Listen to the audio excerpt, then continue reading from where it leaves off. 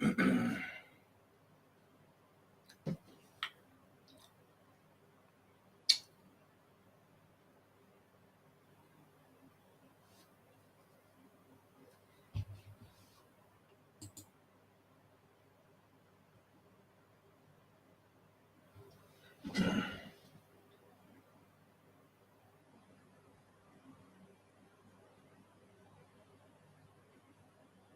evening. Good morning.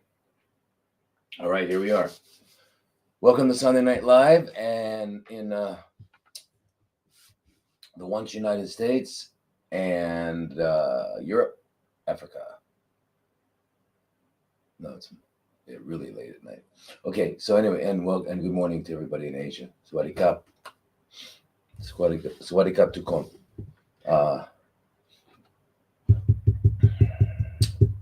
And I think there's quite a few people from the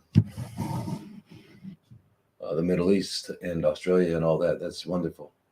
Hey, this is Maine. All right. Oh, sorry, you guys are late. Yeah. So good morning, everyone. Let's see. My gosh. Okay, so we're live. Wow. I mean, good evening. Sorry. Good morning. Good evening.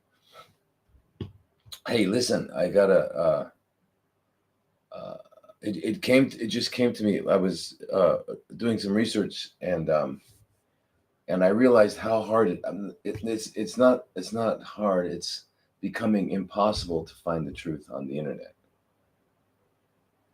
There are only a few places, as you know, where you can get that, and that's like Rumble, I guess BitChute, and then search engines. Unfortunately, even though it doesn't matter what we're using, search engines are pulling up the same stuff, whether it's Brave or even Yandex, or just seem to be pulling up the same stuff. And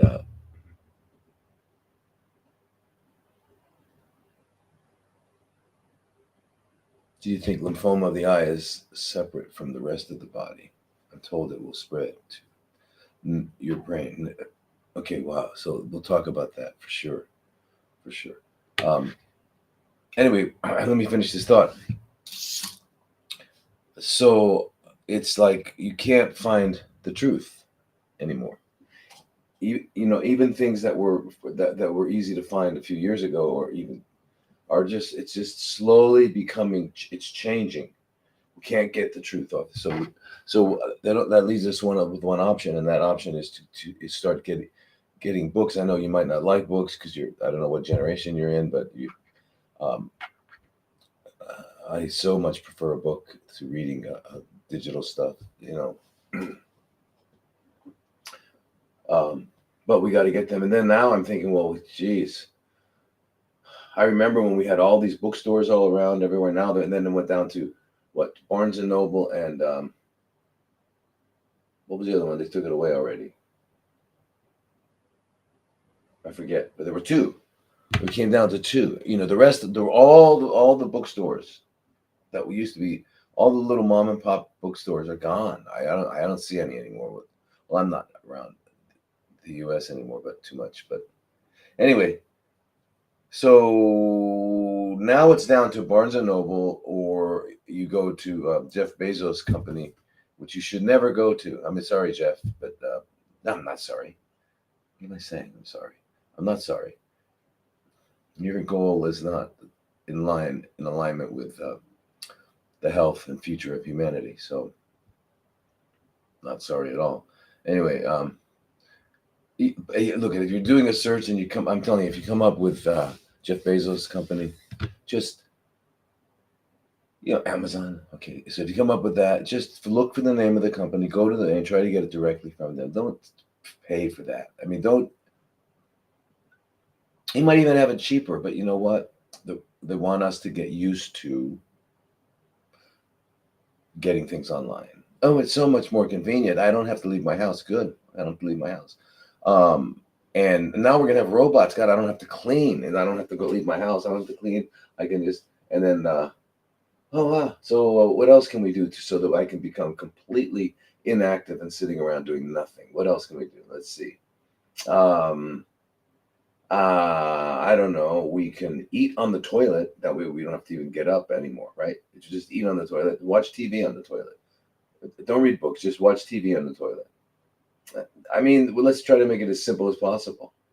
And well, fortunately now, what 6G is coming along. We're going to all be online, so we won't even need computers, right? We just talk to the wall, and the wall will tell us. I mean, it'll connect us, right? And so we don't have to leave. Just we'll become uh, and then I can't believe it, but I was being shown this multiple times. I mean, of different ones where they're taking. You no longer have to have a child. You can have the baby can grow in an incubator, and they can get pregnant outside of the body. So you don't have to have sex. You don't have to carry the baby, because then it's going to destroy your figure, and you don't want that. So you put it in the incubator, and it grows like that. So that's that. And so yeah, pretty soon we won't have to. We don't have to get off the toilet. Just sit on the toilet, and then we got to work out something like that. So we got to work out something where we don't even have to sit on the toilet. We want to get to the point where we're just lying down and doing nothing, and everything is happening to us like that. Right? No. Okay, so no. The answer is no. We don't want to go there. We don't want to go there, but we're going there quickly. All right. So if you notice when you go around, if you've gone around, like I remember I was in the U.S. recently, and I used to go to Best Buy for um, electronic madness stuff. They didn't have what I was looking for, and it wasn't like something exotic. It was just a thing. So and then, but I noticed that there's a lot of retail things becoming unavailable. A clothing store that I used to go to here in Phuket. It was like the only one I liked, because it wasn't didn't anyway. It went out of business, and now they're only online. And then I was at there was another one, H&M, and it said shop if you get that. What is it? If you have that what is it? At midnight, suddenly at midnight you have a feeling you have to shop. Well, you can just go on. You can just go online and shop at H&M all night. Yeah, it's such convenience. Anyway, they're making less and less available, more and more online. So eventually, as you know, the goal is that you own nothing and you're happy about it, because you're gonna rent. I'm gonna rent a shirt. I'm gonna rent some underwear. Yeah. And how do I get it? Well, I just go online, and then what? It'll be delivered to me in a drone. I mean, how convenient. We don't even a person doesn't even have to do it, right? That person doesn't. That person needs to be sitting home doing nothing, having things delivered to them by drones, right? That's it. This is what, and you know what's happening? The young group, the young guys. If there's any young guys on, young people on, I doubt if you are, but if you are, you think it's cool. It's cool. That's cool. And hey, man, if I can get a chip put in and it could be smarter, let's do that. I don't want to have to learn anything. Oh God, I just want to be smart. I don't want to have to learn it. Anyway, what's happening is beyond you. I would never ever have imagined. And I have a good imagination. I can never have imagined what's going on. Anyway, get books, buy books, and keep them, and cherish them. Cherish them. Get books. And unfortunately, you can find old bookstores somewhere. Buy whatever they have. It doesn't matter. Buy it all. Just have. We got to have knowledge that existed before this thing happened.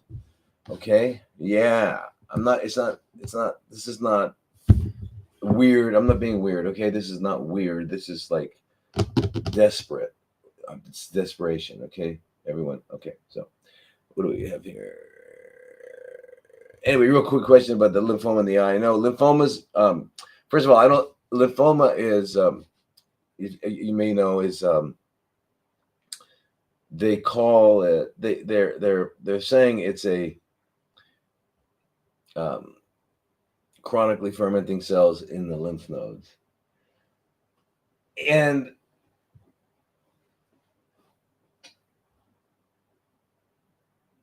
good question, Ginger. Ginger, yeah, I'm glad my dad taught me as an adult how we write the questions are as important as the answers. Like you're right. That's what Socrates was all about. I don't know if you guys can read that, but uh, that's it. It's the way you ask the question brings the answer, uh, forms the answer.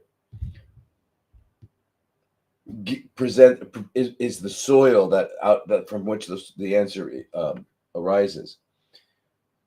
Socrates knew this. The Socratic dialogue is perfect dialogue. If you read, before you die, remember, you got to read the complete works of Plato. And if you speak English, you get Benjamin Jowett is the best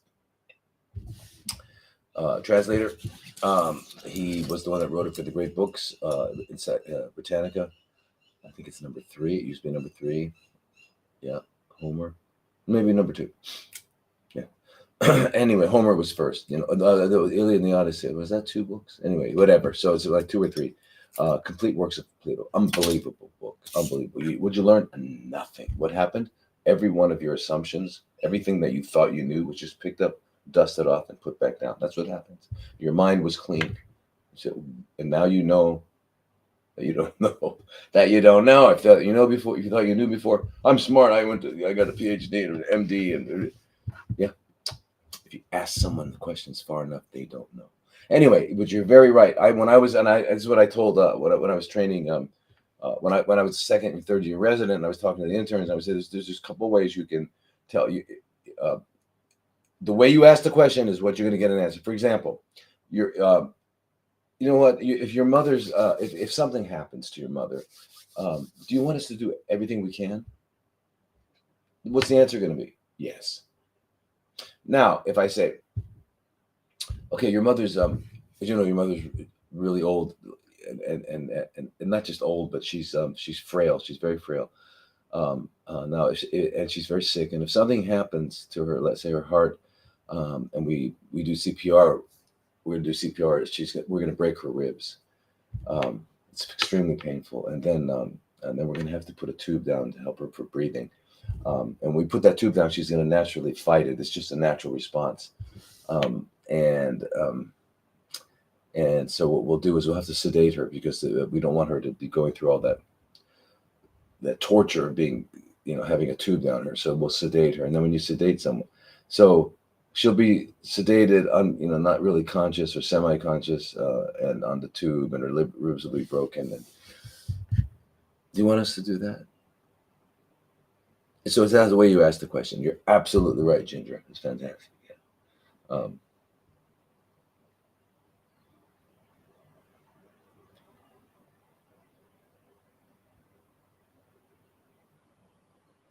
I am never right. You are never wrong. You are never right. I am never wrong. Somewhere in between is well, yeah, you know what? That's true. Is it Noy? That's true. But in conversations, I think it's more accurate for us to say that's right. That's right. Instead of you're right, I'm right. That's right. Like let we don't have to be, because the reason I always feel funny about charging for anything is because I don't own the knowledge. How can I sell it? I can't sell knowledge. I just I feel funny about. I just feel weird and incongruous about it. But yeah,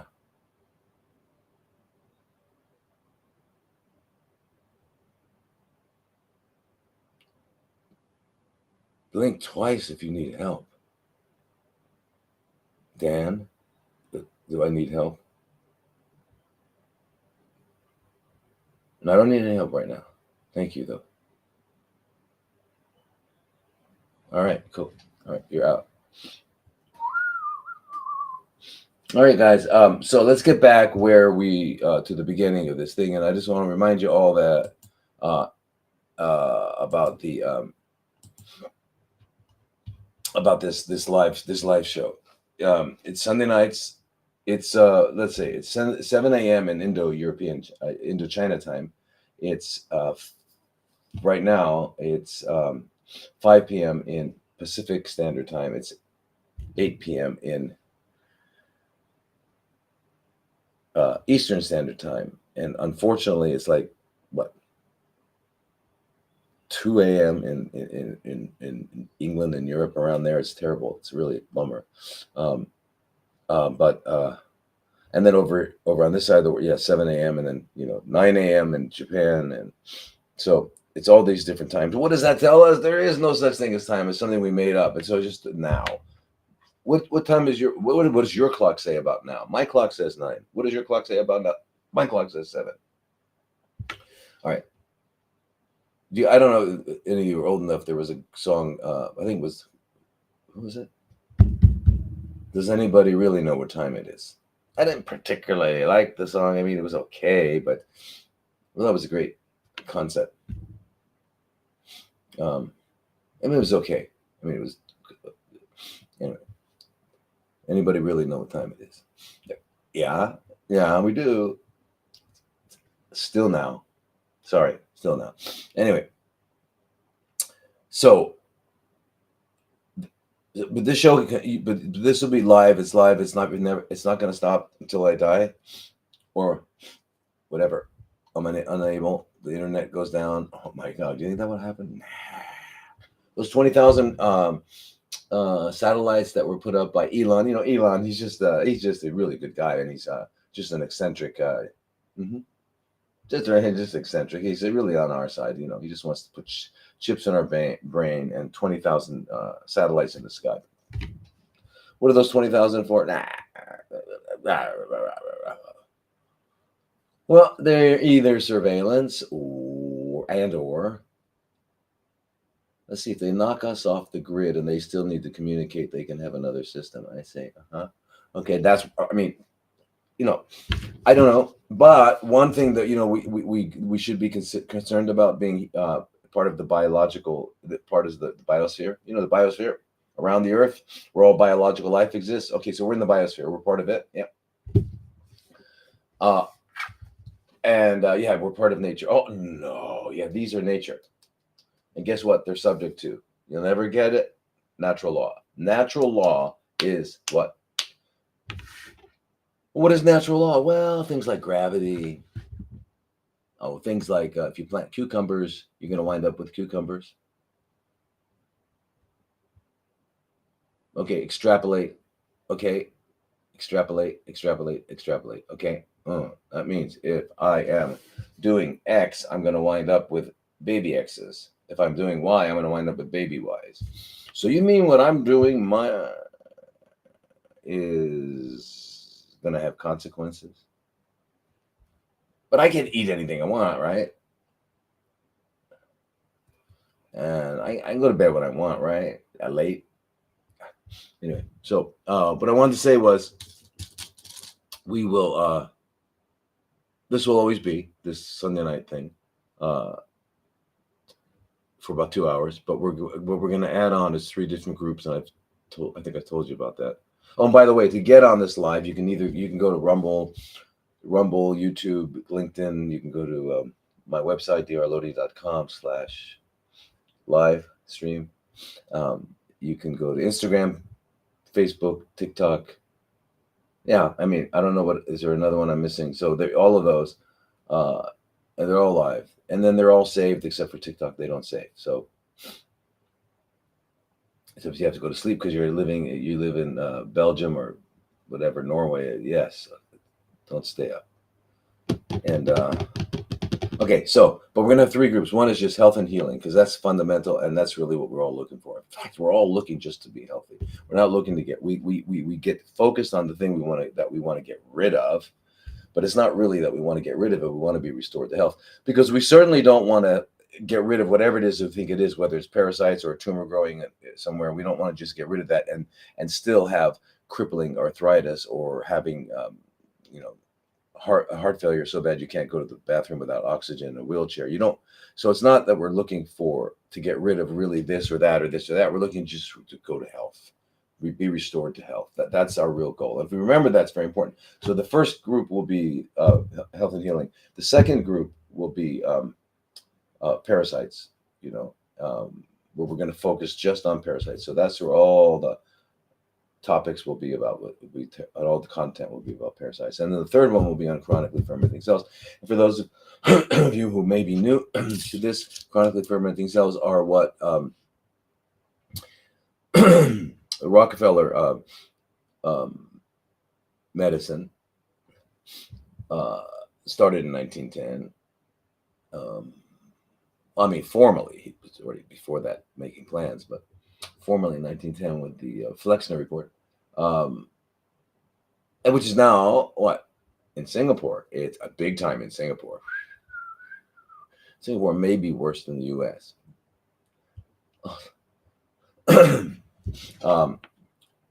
But everywhere, every medical association in the world is now following the AMA, American Medical Association, and American way of doing things. And why? Why would you follow a loser? Why would you follow a loser? Loser? What do you mean, loser? America's the greatest country in the it's the greatest country in the world. Compared to what are we comparing it to? Infant mortality, pretty high. How about spends the most on health care, disease management, and what has the highest rate of diseases? I'd say. What else? Oh, let's see. It's the country with the highest percentage of the population in prison. More than China. Let's see what else. Should we go on? No, it's not going. That's enough. Is America ever at war? Is America ever not at war with something? Can you do what you want? You're free in America. You are free to follow directions. Anyway, what I wanted to say was, Dan, the groups do cost. And I'm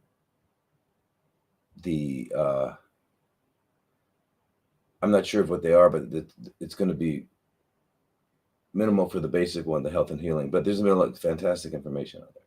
We're going to talk about fasting, and that's where we're going to. By the way, I'm going to start each group with a maybe 15-minute where I'm talking about something specific.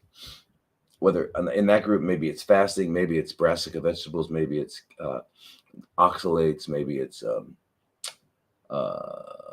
flesh eating, maybe it's sleep, maybe it's movement, maybe it's relationships,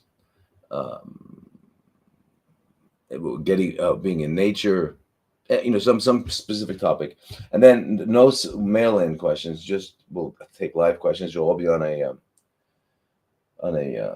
what's it called, Zoom, and then we'll be able to ask questions, in real time and talk in real time and interact in real time. It'll be great, fantastic. I mean, it's gonna be fun. The second one will be parasites, and if you have the parasites, you automatically have access to the other one. And then the CFC one, you automatically have access to the other two. And because I just simply don't have the time to do consults anymore, because I just don't have the time. I've got 2 clinics, one in the US, one here, starting almost, but it takes a lot to get it started. And I've got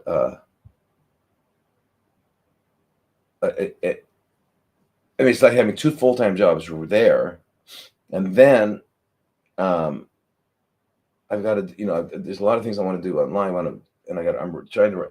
There are 3 books almost written, they've been sitting around for years now. I've got even 4 books. I just can't, I don't ever get the time. So I've got to do that. And so what I want to do is I'd like to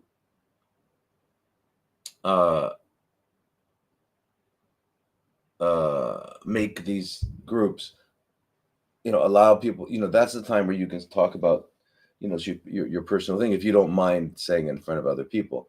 They don't have to know who you are. You can have a pseudonym or something like that. I mean, after all, Sir Francis Bacon had a great pseudonym. No, what do they call it for writers? Anyway, do you know who Sir Francis Bacon? Do you know what his pen name was? That's his pen name. Do you know Sir Francis Bacon? You know who he is, right? Everybody knows Sir Francis Bacon. No. Well, he was, um, a statesman, a philosopher. What else? Yeah, he was anyway. He's quite well known around the times. The guy, you remember the guy James, King James? He got together a group of people said, hey, look, let's figure out, let's get rid of some books and let's figure out what is the Bible, and they did. They came out with the King James version anyway. So uh, Sir Francis Bacon was on that team. He was just a really, he was a highly educated, well known. He was involved with everything. Um, and he was on the team. Anyway, he had a pen name because he wrote on the side, and his pen name was William Shakespeare. And actually, he's the guy that actually finally put the pen to paper. What did they have? Not pen. They had whatever it was, the quill, anyway, to paper, and wrote the actual words of the King James version, which is why it's so beautiful. Because actually it was written by Shakespeare. Yeah, Lodi, I don't believe. Oh, it's okay, don't believe me. You don't have to believe me. A lot of people on TikTok they hate me, but they keep watching. But if you hate me, don't watch. Don't watch. Guys get so angry at me, so angry because of things I say, and they go, "There's no proof of that." Yeah, there is proof. I don't. Can you imagine? I'm sitting in my room one day and I'm saying, "What can I make up now? Let's see. I'm gonna make up that Sir Francis Bacon was really saying, well, why would I come up with such a thing? Huh? There's plenty of evidence. Oh, it's just a theory. Why is it a theory? How did it become a theory? How did that become a theory? Out of all things that could have become a theory, how did that become a theory? Anyway, I'm not here. It doesn't matter. I'm just telling you, when you're on these things, you've done your homework. Good. Do it. Good. I'm glad. Thank you. Yeah, read it. The Baconian, whatever it is, Baconian theory. It's not Baconian theory. That was him. If you see a picture of William Shakespeare and Sir Francis Bacon, you put him over there. Whoa. He wrote the actual writing. That's why it's so beautiful. If you read that book, that's why I don't like to read the other versions. I hate reading other versions of anything. Like it's a book called, which you all should read. It's called Toxemia Explained, written in 1915 by James Tilden, John Tilden, MD, right, mythology doctor, MD, and and that's where everyone who's seen the tree, you see the tree where you have the roots are like in those days he called it innervation, and which I guess is stress or overwork, stress, unhealthy food, unhealthy going to sleep late, all these different things, exposure to toxins. You just put it all together, and they all poor elimination, etc. You put it all together, and the trunk of the tree is our blood, is our system. So he called it toxemia. Toxemia means blood, so toxemia. And then the fruits were heart attack, stroke, cancer, whatever. All the fruits. He's the one that came up with that tree thing, and now a lot of people use it, or you use some variation of it. But anyway, and I know it's true. I hope you all come to know that it's true. That the fruits don't matter if you don't take care of this, because the fruit, they'll be back, right? Remember the old that story I tell people? You have a poison apple tree, right? Everyone that eats an apple from that tree dies. So you call the tree doctor. The tree doctor comes over and says, okay, I'm going to get rid of all those apples. Cuts off all the apples. Now, let me ask you, did we solve the problem? And the answer is no. Because why? Because next fall, there's going to be a harvest. So that's why. There's the implications there with surgery, etc. Right? Okay. Now, let me finally get past this introduction thing. So You go to drlodi.com/inner circle, sign up, get on the waiting list. We're going to do this very soon. Uh, and it's going to be fantastic. So there's going to be weekly, it depends. I don't know how many we're going to do. We're going to do these live broadcasts, whatever they're called, live interactive Zooms with all of you who are on the groups, and answer live questions and personal questions. Again, if you're not, you can just say, my name is Sir Francis Bacon, and I have this and that and this and that. You don't have to use your name; it doesn't matter. And then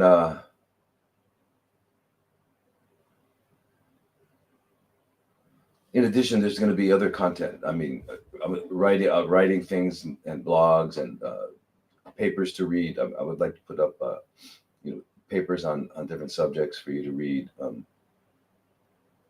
and I'll have other people come on to, like I do, like Dr. Emma or maybe Vanessa, who's our health educator, really incredibly smart woman, or Darren, our kinesiologist, and, we'll have different people on, or maybe Master Sanjeev, who is our is a yoga and meditation teacher. So it'll be a lot of different content. I want to put a lot of different content. Anyway, it's going to be fantastic. So so that way I'm hoping we can do this, because as you know, we never get to answer all the questions, and they're all varied and stuff like that. So one time we're focusing on parasites, another time we're focusing on CFCs, another one we're focusing on health, right? Because a lot of people say, not everybody has cancer, and they get mad at me. Oh, by the way, I got to listen, you guys, pain. There's one clip that they took from a live where I was talking about opiates and pain, and my God, people are so angry at me. Okay, there's no evidence that. Okay, listen, I'm saying I have the most profound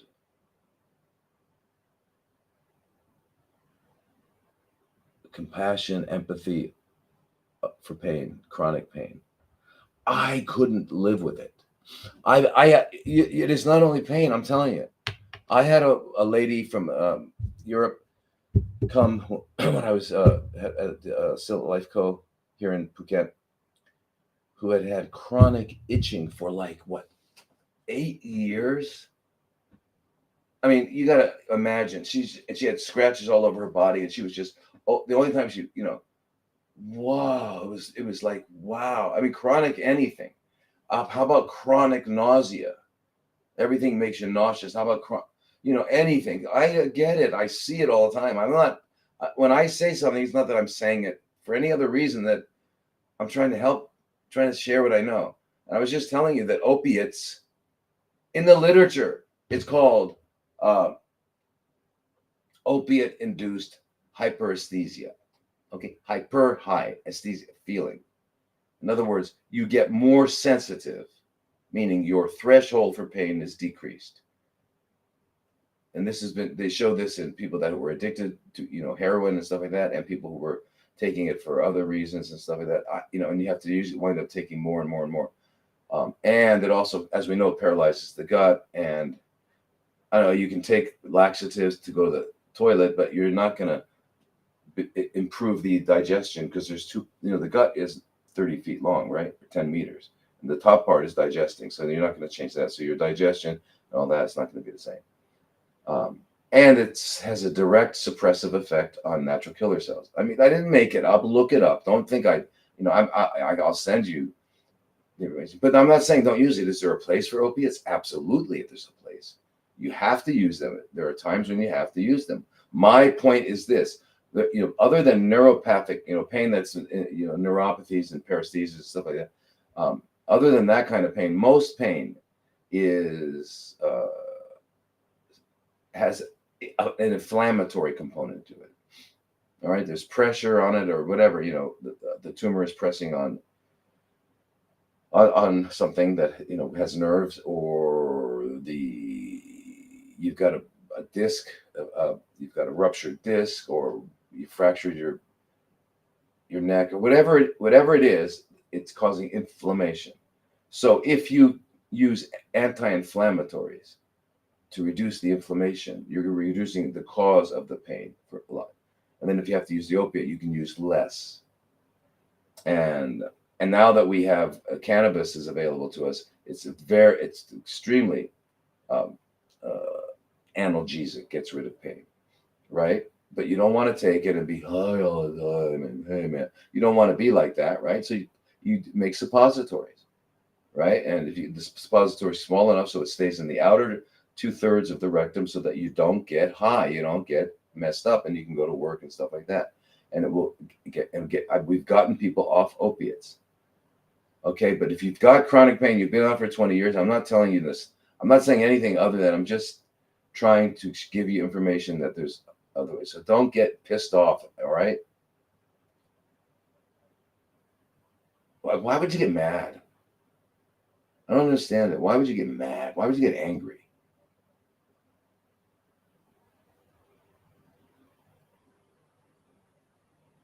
And by the way, I'm not going to ever say anything that I don't know, that I haven't read, that I can't prove, right? I'll send you 1,000 articles. You're going to read them? You're not going to read them. But you're just going to walk away and say, "Sky's right." Read them. See what you conclude. All right. Anyway, invite Molly Yankee to join live as a guest. Molly Yankee. Who is Molly Yankee? Molly Yankee.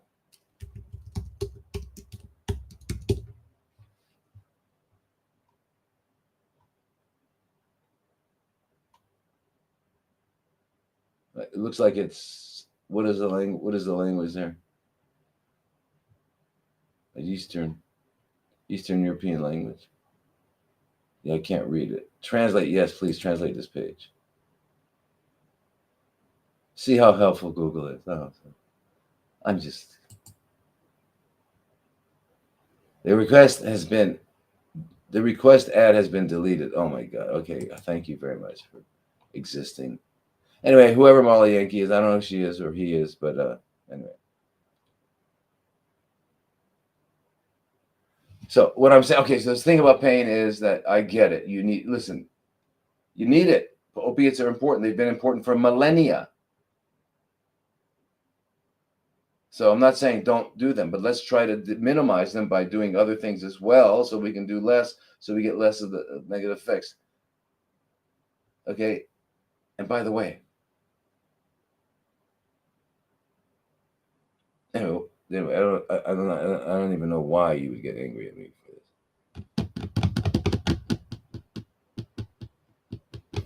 this. So living with black mold. Listen, if you're living with black mold, if you've got it in your house, unless you can afford to do all the stuff that it takes. I mean, you got to have people go behind the walls and, just move.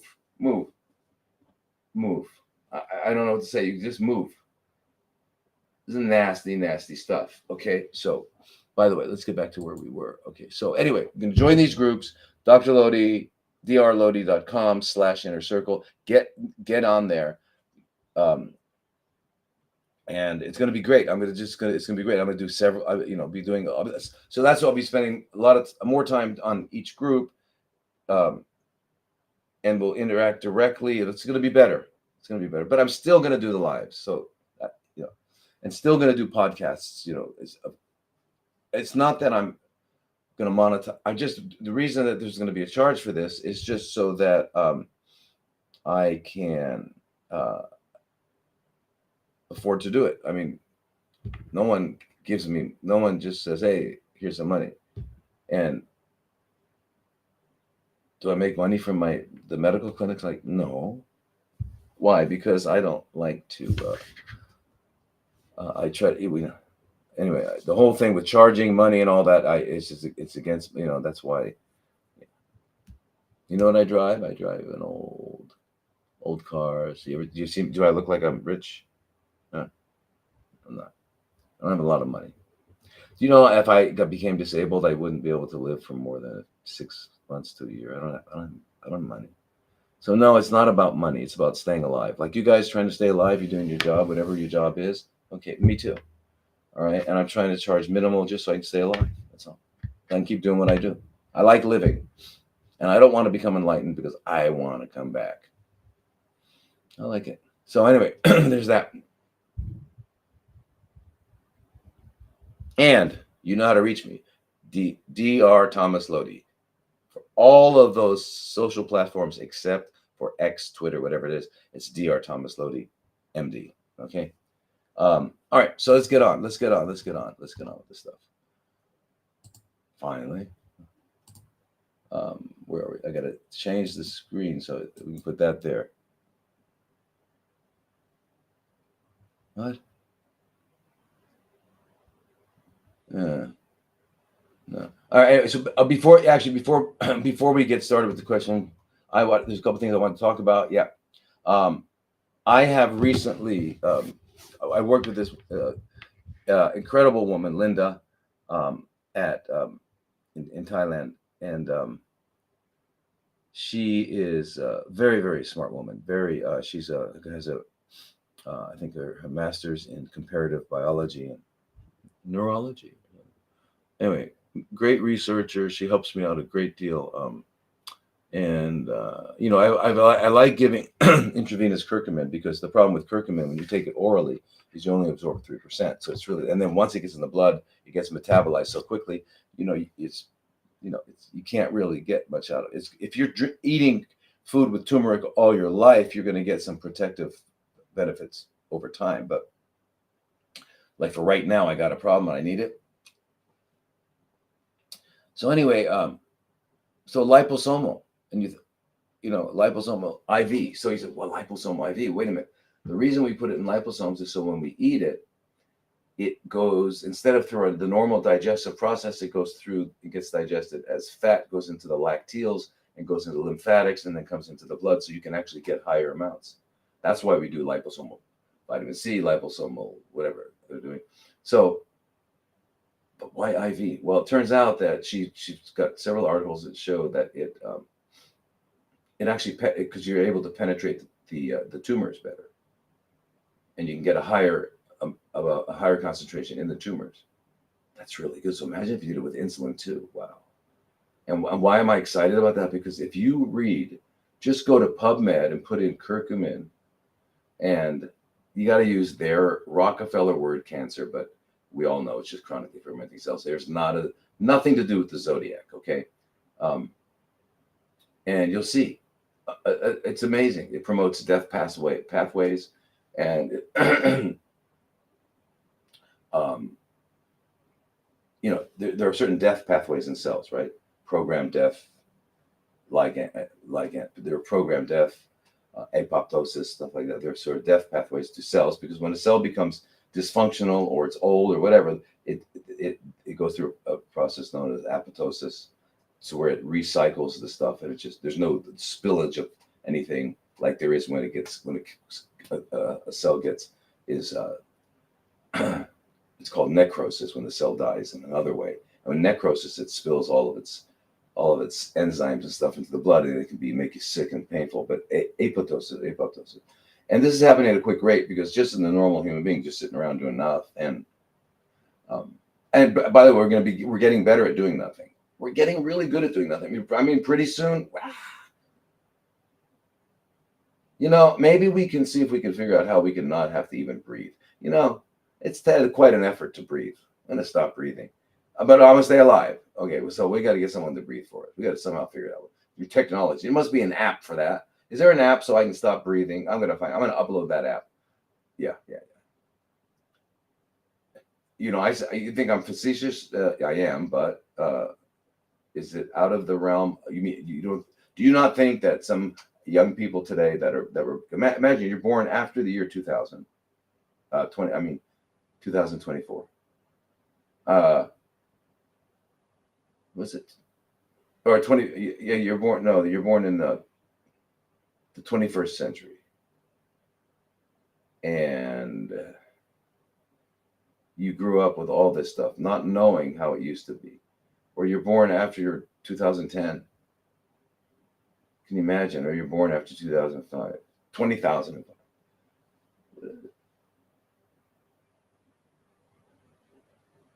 Where are we now? We're 2024.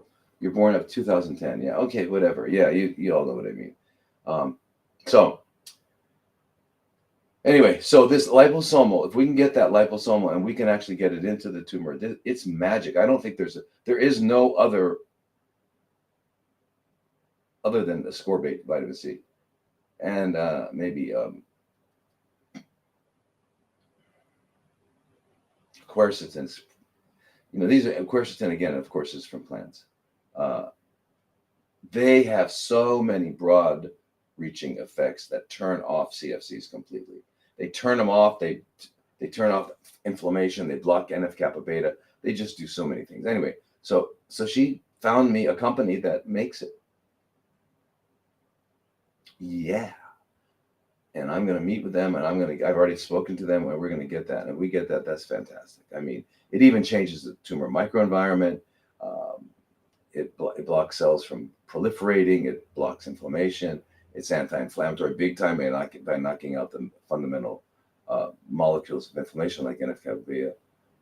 And it kills CFC stem cells. Well, yes. But mind-blowing as it might be, it also, while it's killing CFC stem cells, it's promoting the health of healthy stem cells. And how does it do it? I don't know. Who could make such a thing? Oh, God. But there is no God. Have you really thought about it? Everything became extremely complicated by accident. What do you mean extremely complicated? Well, study biochemistry. You tell me it's not complicated. Study biology. Show me meiosis. Show me a cell dividing. Tell me that randomly divides. Anyway, it stimulates, protects healthy cells. Healthy. It has no effect on healthy cells. Negative effect on healthy cells. It does the same thing to normal healthy stem cells, increases them, which are good. So you can get new healthy tissues, right? Because you're making what? 37 million new cells per second? Yes. All right. And so so it's not just the curcumin that's in the blood. There's one of the active metabolites, which is called tetrahydrocurcumin, THC. So you see why you can't use acronyms? Because THC in this context is not the same as THC in the cannabis context, right? Okay, so I don't like acronyms. Okay, so let's just call it tetrahydrocurcumin. Okay. Now, they're both, have a carry out their effect. There's one thing they found that basically it was really interesting. One of the studies that found that the 2-hour infusion led to higher plasma concentrations than the 8-hour infusion.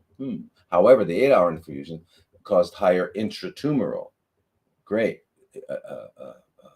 concentrations, which is what we want. They were doing 8-hour infusions of the liposomal. So that's pretty cool. And if we use insulin, we're going to get it in even better. All right. So sometimes the red blood cells get these little echinocytes, which are also called Burr cells. They get they look like little spikes coming out of them. And that's just because of the changing. And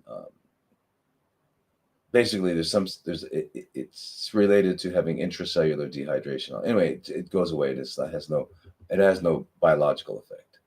All right. But they found that it had to be over dosages over 120 milligrams per meter squared. I don't know why they put meter squared with human beings, because we're not like linear. I hate that. All the drugs we're per kilogram per meter squared. Meter squared. How do you do a meter square on somebody? That's science for you. It's really useful. I was reading an article yesterday. Almost every word, or every couple of words that's referred to anything, became an acronym. So as you're reading it, you got to keep going back to the top to find out what OC. OC, what's OC? We gotta go back. Oh, okay. Anyway, so I'm really excited about that, about the curcumin, because I've done it with, used it with insulin, used it without insulin IV. It's because it's magic. If I could show, well, I will show you when we are doing these groups, and I'll be able to share the screen and show you stuff. By the way, all these people say that I have no evidence for things. Join these groups. I'm going to show you the evidence until your eyes are falling out. All right. So anyway, that's one thing I want to tell you. Another thing I want to tell you too is that if your doctor, since your doctor doesn't know, how do I know your doctor doesn't know? Because I know all these doctors know nothing. What do they know? They know what they were told, and what they were told was leads to selling drugs or procedures. Yeah. Well, okay, I got an idea. Instead of me proving that to you, you prove that's not true. Anyway, okay. Anyway, there's something called the neutrophil to lymphocyte ratio. That actually is a biomarker. Yeah. When my tumor marker is going up, my doctor treated me because my CA-125. Wait, so you're treating the CA-125. How do you feel? I feel great. So, but the CA-125 is going up, or the CEA is going up, or the CA-15-3 is going up. Yeah, or the PSA. But I feel great. So we're treating a number on the test. Okay, now in a blood test. So that thing going up means what? Means that it's getting worse? Yeah. Sure about that? Well, this is my doctor's hand. How do I know that's not true? How do I know? How can I say here with authority and say that's not true? How? One example, I had a guy with a CEA. CEA is supposed to be related to colon CFCs, but we found it elevated in breast, lung, pancreatic, many of the solid tumors. But anyway, definitely a colon. All right, so it came in, and now up to 5 is normal. His was like 40. So I was drinking the green juice, holding it up to heaven, thanking God. I'm just really feeling great doing and he's just feeling great. And his number goes 150, 200, we're checking every week, 200, 800, 900. And I go, whoa, wait a minute. This guy looks great. What's going on? We got to do a scan. So we did a PET CT, and 90% of the tumors were gone. Meaning that the reason that the tumor marker was going up was because it was being killed quicker, and it was spilling into the blood. So if it goes up, we're not sure if it's being killed quicker or if it's growing. So we don't know. It doesn't help. So what do? We've got to look at other parameters in the blood. We look at LDH, lactate dehydrogenase. What is that? That is the enzyme involved in the final step of fermentation. So if it's going up, there's more fermentation going on. Yeah. Can it go up for other reasons? Yes, but you'll know that. And if you think it's going up for other reasons, you get a blood test and you ask them to fractionate the LDH. What does that mean? Fractionate? Find out which particular, because you can find liver, heart, muscle, many different organs, right? But in general, if it's going up, it's a marker. Another one called phosphohexoisomerase. Yeah, PHI. You can only get one place in the world, at the American Biologics. In America, it's a lab. Phosphohexoisomerase. Why? Because it's only happening in those kind of cells we're talking about, right? So, as we look at that, we look at ferritin. If ferritin is going up, and the ratio of ferritin and iron is more than 5-1 consistently, okay, and that helps us know that things are going that direction versus that. So if the tumor marker is going up, and that's going up, and the LDH is going up, and then we could say the tumor marker. But okay, and are tumor markers real? I've had women with very large breast tumors, and they have a normal CA-15-3 and a normal CA-27.29. So what are you going to say about that?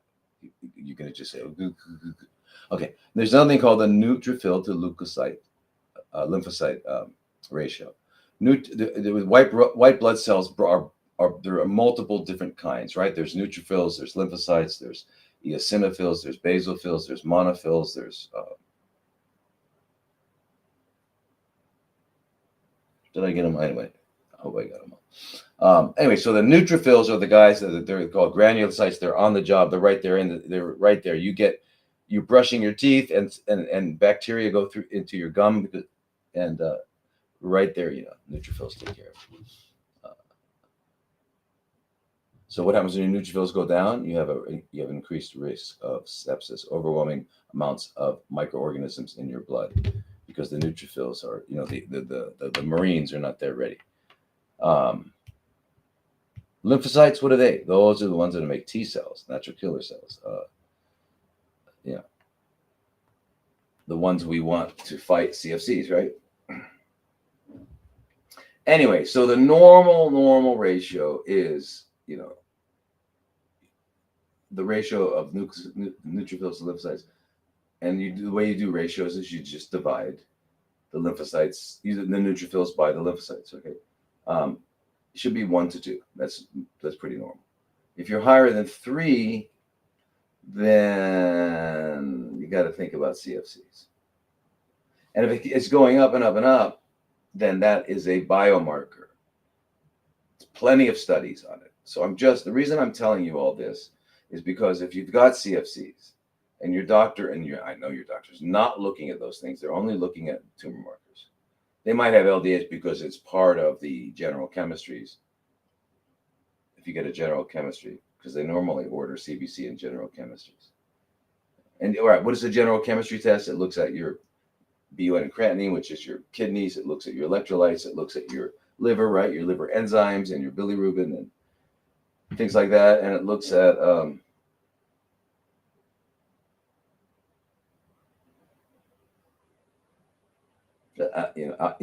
other stuff related to liver, and then alkaline phosphatase, which is related to liver and bones and other things. So, and then again, if you don't know what that's coming from, you fractionate it. You can find out. So how do you mean fractionate? Well, they know, the lab knows. They'll send it in. They'll look at the different isoenzymes, right? There's different types of the same thing, that are being produced in different organs. Anyway, you can figure it out. You know that. You can figure out what's going on. So I'm just telling you that there are other things to look at. So to ask your brilliant doctor who cares about you, cares. Hey, that's growing a little bit. I think we should cut it out. Well, are there any risks with cutting it out? Not at all. I mean, well, then why don't we just, if I just cut it out, I'm done, right? Yeah, well, I mean, I'm not done. I mean, you can't say that you're done. But I thought, well, then why would I cut it out? I'm not done. Anyway, don't ask them these questions because they'll freak out. Anyway, so just do these. You get them. You say, I want to know. I want to see my CBC set. So then when you get your CBC, you can see your neutrophils and your lymphocytes. Get the absolute number, not the percentage, and you see what they are. Okay.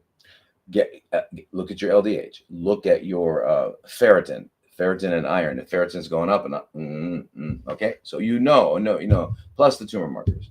All right.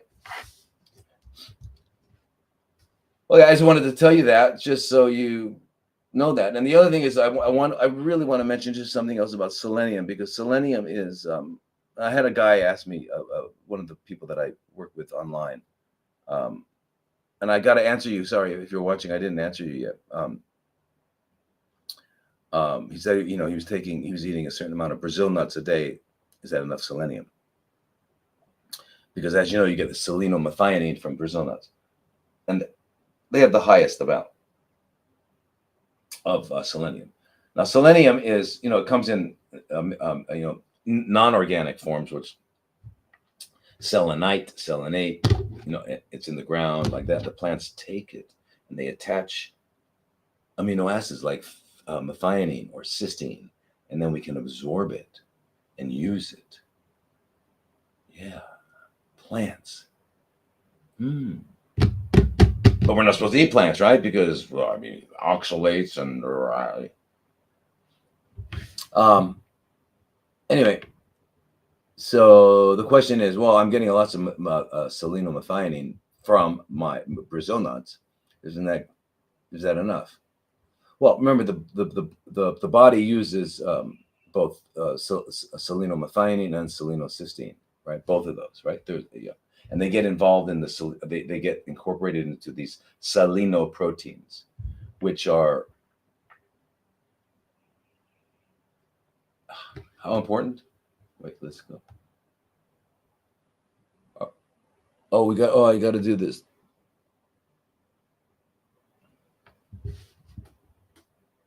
Good. All right. So thanks, TikTok. I really enjoy playing, doing jigsaw puzzles with you every week. Yeah. Mary LaFuno. All right. So you guys have to send me on this. Send me information on who you're talking about because, you know, I'm open to inviting anybody who's going to help us all out. Right? We all need help. We all need help. Anyway, so the thing about selenium is, it in and of itself is it gets it helps get rid of tumors. It's involved in seleno proteins are involved in the most critical parts of our biology, like glutathione glutathione peroxidase. That's an enzyme that is how glutathione works, and glutathione is what gets rid of all the um, you know reactive oxygen species that are produced, right? Oxidative stress and all that. It's how we detoxify. It needs selenium. Our thyroid needs selenium to make to take T4 to T3, which is the active one. You need selenium. I mean, it goes on and on and on. It's needed for DNA to be produced, right?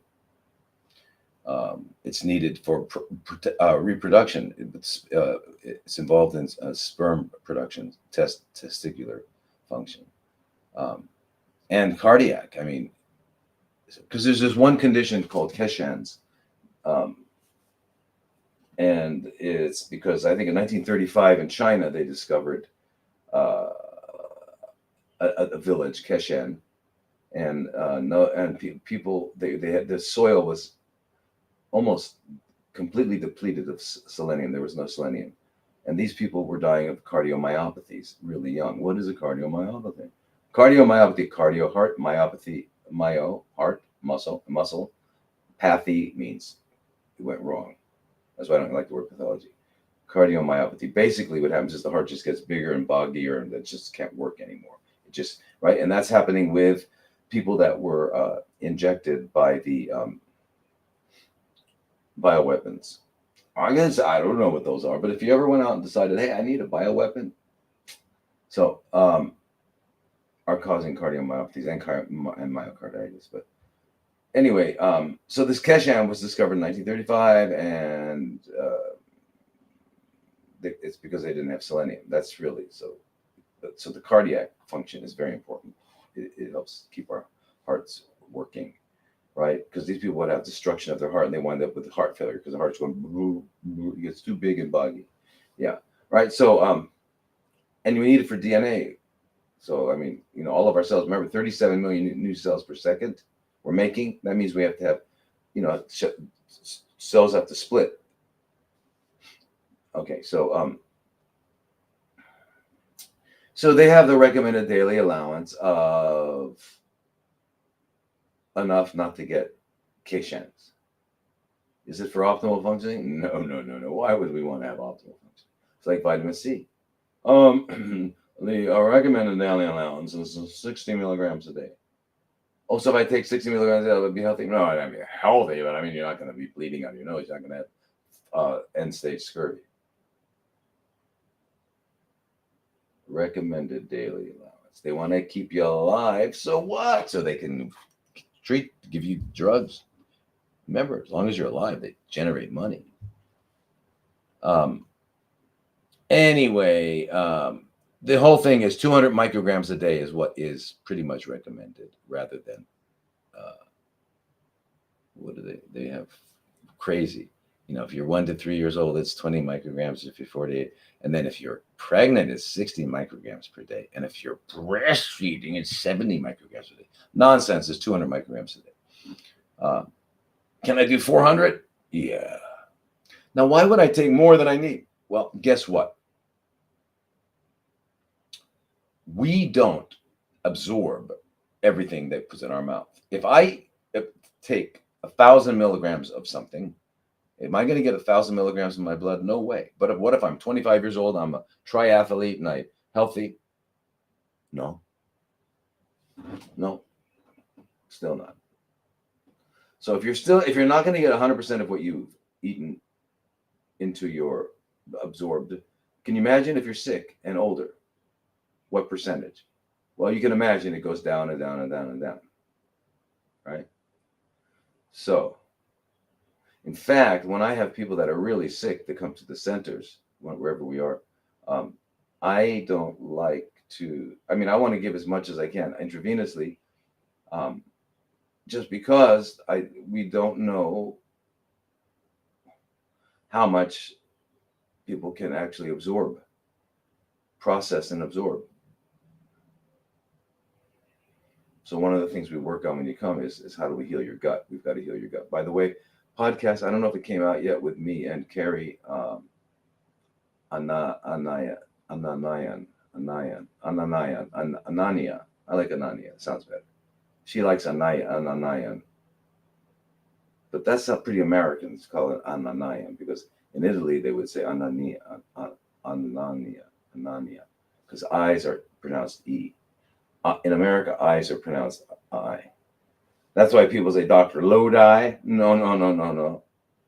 But it's Lodi, California and Lodi, New Jersey. No, no, it's mispronounced as Lodi, California. Even Creedence Clearwater got it right. John Fogerty stuck an old Lodi again. No, no, Lodi. So I's are E. Anyway, we did a talk, and pretty much because she's a brilliant woman, brilliant. In Nebraska, if you're sick in Nebraska, or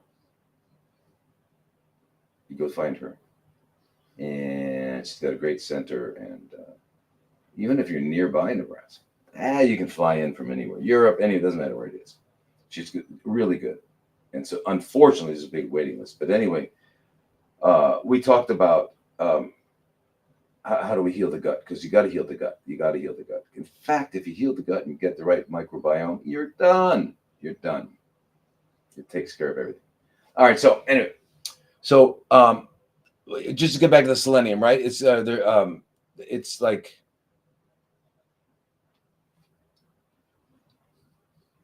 okay. So it's involved with these peroxidase, these peroxidase and reductase activities, which are really important for detoxifying cells. It's involved with hormone metabolism, the way proteins fold, redox, which is the fundamentals of life. It's a lot of things. Okay, and so and as I said, cysteine, selenomethionine. So eating Brazil nuts, you can get it. Make a Brazil nut milk, right? Soak Brazil nuts like overnight, and then they're not going to be any softer. Expecting a Brazil nut, you have to soak it for 20 years, Brazil nuts. But anyway, you release the different hormones that nuts and seeds have to prevent them from sprouting at the wrong time. And anyway, you're going to get the selenomethionine. You're not going to get the selenocysteine. That's the problem. Okay. But, mushrooms have it too. And guess what else has it? Broccoli, kale, cauliflower, the brassica vegetables. But I thought they were no longer superfoods. Well, they still are. But I'm going to get oxalates. No, you're not. Not from that.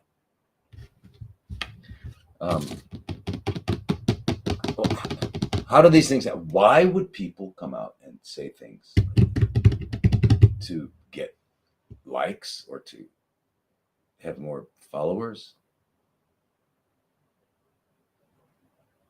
Yeah. Amen. So anyway, Brazil nuts, Brazil nut milk, great.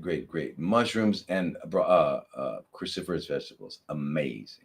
And it's don't get too much. Well, if you get too much, what's going to happen? Well, you could get diabetes. Anyway, they're always worried about too much, like vitamin A. Don't get too much vitamin A because you're gonna. You almost can't. I've been taking lots of vitamin A because I tell you to take it. I do it too. Why do I do it? Because I like breathing. It's one of my favorite habits. And but I've taken 40,000 units a day. It's still up to like the upper limits of normal, 98. Can't get above. Now vitamin D you can get above. You want to take vitamin D. You want to get up to the number 100. You want to get up to 100. Okay, so now we can go on with the questions. Okay, I just wanted to say those things, but I thought it was very important. Okay, um, and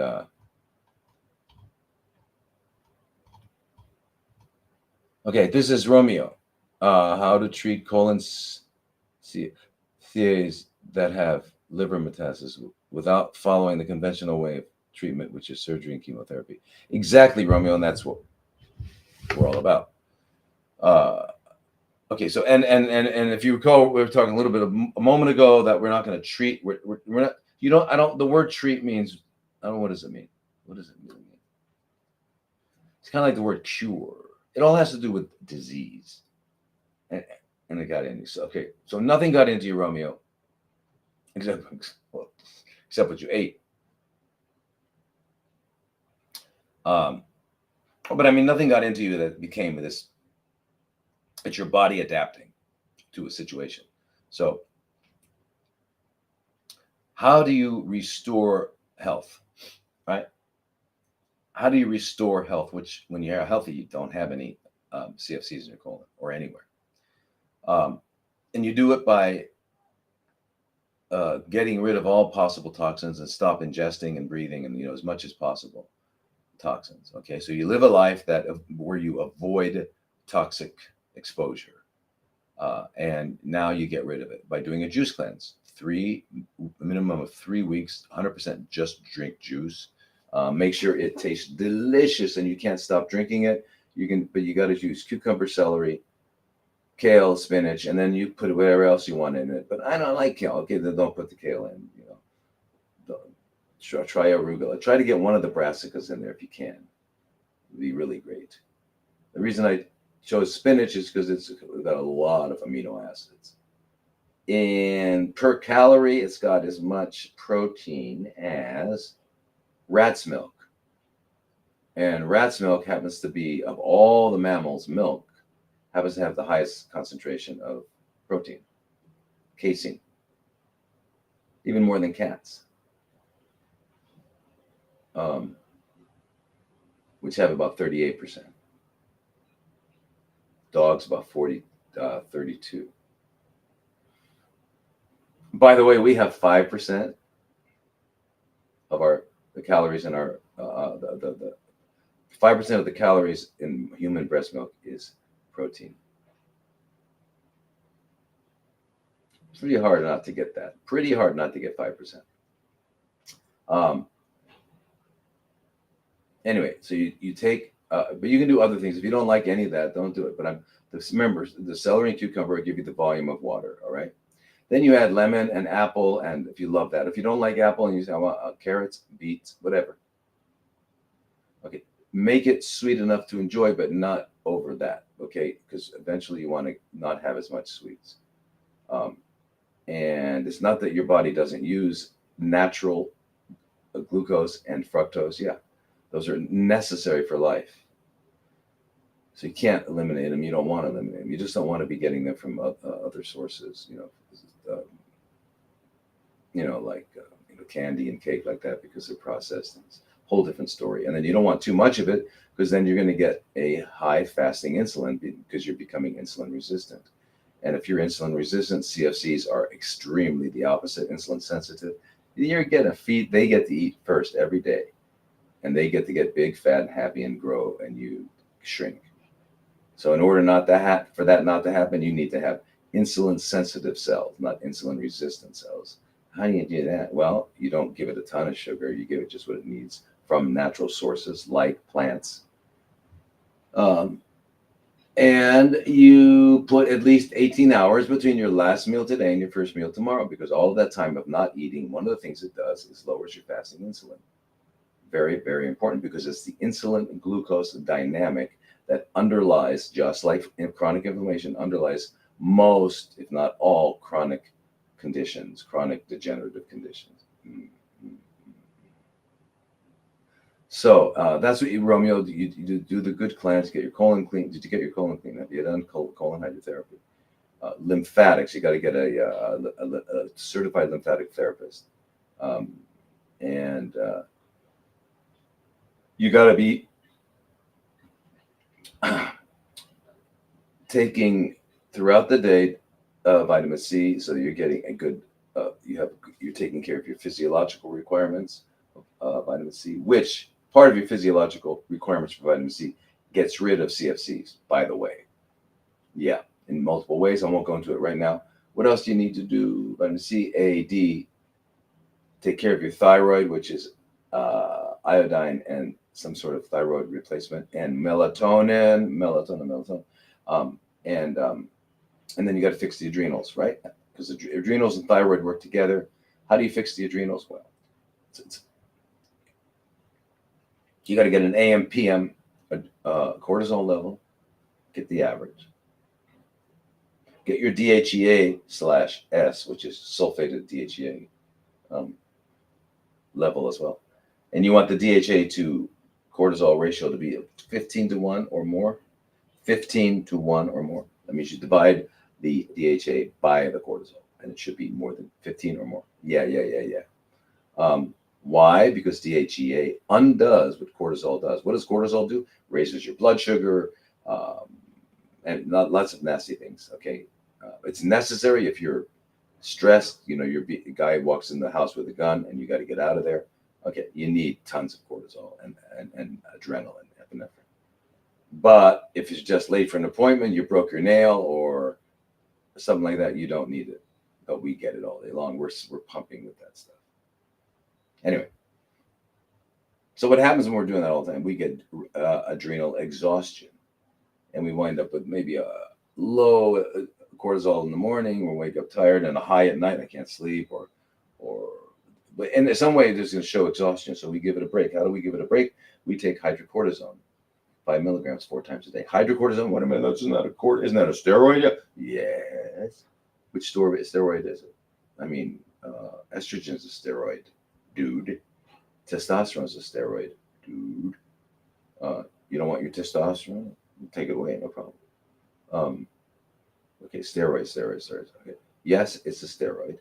It's made by the adrenal glands. That is what the adrenal glands make. They make cortisol, which is hydrocortisone. They don't make prednisone. They don't make dexamethasone. They don't make those synthetic ones. And so how much does it make every day? Anywhere from 20 to 25 milligrams. It's not a lot. So if you just take 5 milligrams 4 times a day, you're giving it 20 milligrams. So now it doesn't have to work. You can put it on vacation for a while. Let it rest because it's been exhausted. Right? And while it's resting, give it ashwagandha. And give it lots of ascorbate, vitamin C, so let it replenish and heal. 6 weeks, 8 weeks, it heals. While it's now you can take now they get the thyroid. The thyroid will, you get that. You're using iodine and getting all that. You got to get those 2 big ones, and then you balance your hormones. Right? I don't know how old you are, but you got to balance your hormones. You want to bring your hormones back to the level that they would be if you were 40 years old. That's about the most functional part of our lives, right? We're past the high levels, and we're too high, crazy, and we're before decline. And even if you're 90 years old, yeah, you bring it back to there. Why would you want to do that? Because you don't want to shrink and shrivel up and die yet. You're not ready to die yet, so that's why you would do that. How long do I have to do this? As long as you want to live. I mean, unless, and I'm sure they will at some point, but it won't be available to us. It'll be available to this elite, and that is an organ's getting bad. You can probably get a new one somehow. I'm sure it might even be happening already. Anyway, that's what you do, and then you get intravenous vitamin C. You get ozone and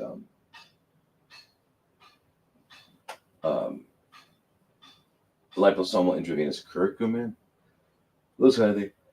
And then after you do your 3 to 8 week juice cleanse, you eat what? You eat food that's not been thermally degenerated. What does that mean? That means not cooked. Oh my God, you not cooked. You mean raw? No, I mean real. I mean the way the earth made it. I mean food. You don't call this food what I eat? I mean, I eat, I've been eating this way. My grandfather ate that way. Um, Food is that which, when ingested, can be converted into flesh, blood, and or energy. Poison is that, when ingested, must be eliminated. So there are different ring degrees, and everything that we eat there's no perfect food that is 100% uh, able to be turned into healthy flesh and blood and energy. An organic apple, there's some part of it that's not going to be able to get there, and you'll have a bowel movement. So there's no perfect food, but I mean perfect in that when we're being strict with the definitions. So fresh, ripe, and organic. Fresh, ripe, and organic. Fresh, ripe, and organic. Why? Why? Because if it's fresh, like it falls off the tree, it's ripe, it's ready. Eat it when now. Okay, that would be perfect. We can't live that way. I'm just giving you the ideal, and then we got to approximate it as much as we can, right? And it's organic. What does that mean? That means they didn't use any poison. Yeah, you got to pay them extra not to do something. Isn't that crazy? Now, organic doesn't mean that. The real meaning for organic is carbon chemistry. Organic chemistry is the chemistry of carbon, because carbon is the lattice, of our biology, the scaffold of our biology. It's everything's carbon. Well, it's sulfur, oxygen, a few other things, but I mean, carbon is what they call organic. But that notwithstanding, we're talking about organic usually refers to nowadays to food that hasn't been poisoned in the growing part, right? They haven't put glyphosate, and they haven't put other pesticides, herbicides, fungicides. No, they haven't put that on. If they haven't put pesticides, herbicides, and fungicides on it, and stuff like that, then it's called organic. And why? What's the big thing about pesticides, herbicides, and fungicides? What do they rhyme with? Oh, suicide, homicide, genocide, infanticide. Yeah, right. Okay, I get it. So, but it's expensive. It's more expensive to eat it. What do you mean it's more expensive to eat the if it's cheaper? Yeah, but you wind up in the ICU, and that's not cheap.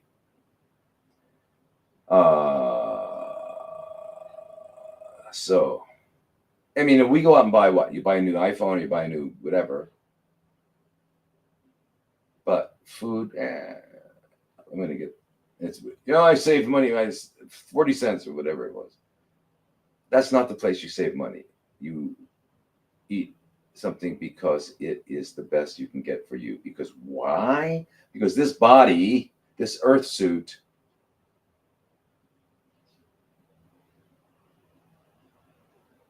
on my list of things that are important, this is like way at the top. Just, below God. God. Oh, you believe in God. No, I don't believe in God. I know about God. And by the way, God's not a he or she or an it. We're not going to get into that right now, but yeah, right on that. Why is that earth suit so important? Why? Because if you have health, which is health is what? When you have optimal functioning, right? You're feeling great. You're full of energy. Look at a child. You want to know what health is? Look at an 8-year-old who can't sit still. They're running this way, running that way. They're balancing on the fence. And when they look at a bug, they're going, wow. Paradise in the flesh is childhood. Yeah. Can't stay there very long, though.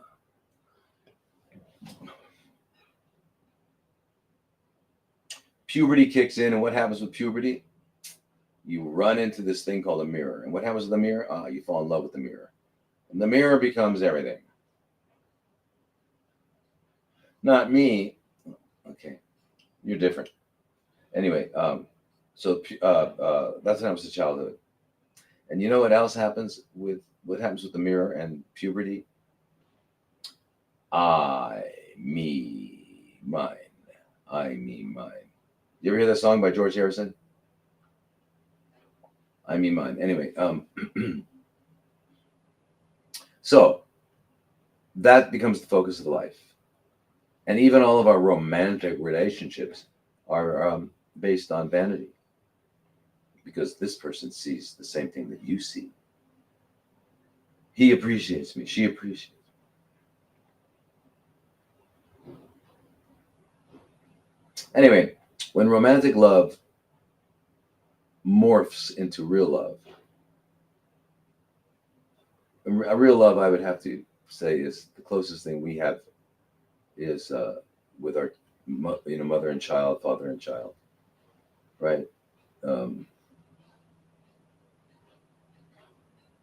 so when the romantic love and father and child and mother and child are really not conditional, you're not going to stop loving your child if they go out with somebody or they even if your child kills someone, you're not going to stop loving it, your child. I mean, okay, so it's non-conditional, but romantic love is extremely conditional. If you loved me, you would. And if you loved me, you wouldn't. If you loved me. Um, anyway, it's very conditional. And just to, formalize, memorialize that conditioning, if we're going to get married, I want a contract. We don't quite say it that way, do you? Can I get married? Do you want to get married? I want to get married. Okay, so you get married. I don't care if it is church, temple, mosque, whatever, out in the nature. An oath between you and God, or you and whatever. You, the two of you, and your minister or whatever, rabbi. But there's no need to go to the courthouse and have a civil contract made, because the civil contract says, "All right, I love you, but if you blah, blah, blah, blah, blah, blah, you owe me." So it puts a negative already. It means potential of failure. I mean, a potential of failure. Well, then why are we getting married if we might fail? Because you don't want to get married and fail. It's not the idea, right? So you don't want to put that in. Number one. Number two. Now now to get unmarried, you got to go to the court and what? So it has nothing to do with. By the way, I think getting married and having a certificate is immoral. Immoral. Why? Because what's one of the most precious, beautiful, sublime things in life? Love. Love.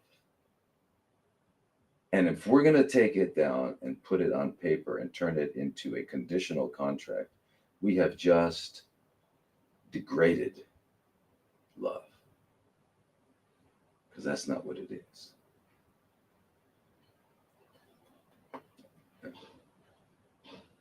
I'm just old school, men don't get pregnant, and my God, the earth is round. Ellipsoid, whatever. I know. It's weird. So, anyway, that's what you do, Romeo. And all the other thing you do is you learn to turn off your mind and forget all their words. Don't use their words. You have this :CA. Don't use it. That's their acronym for the zodiac sign for people born between June 21st and July 20th. Okay? That's not what's going on.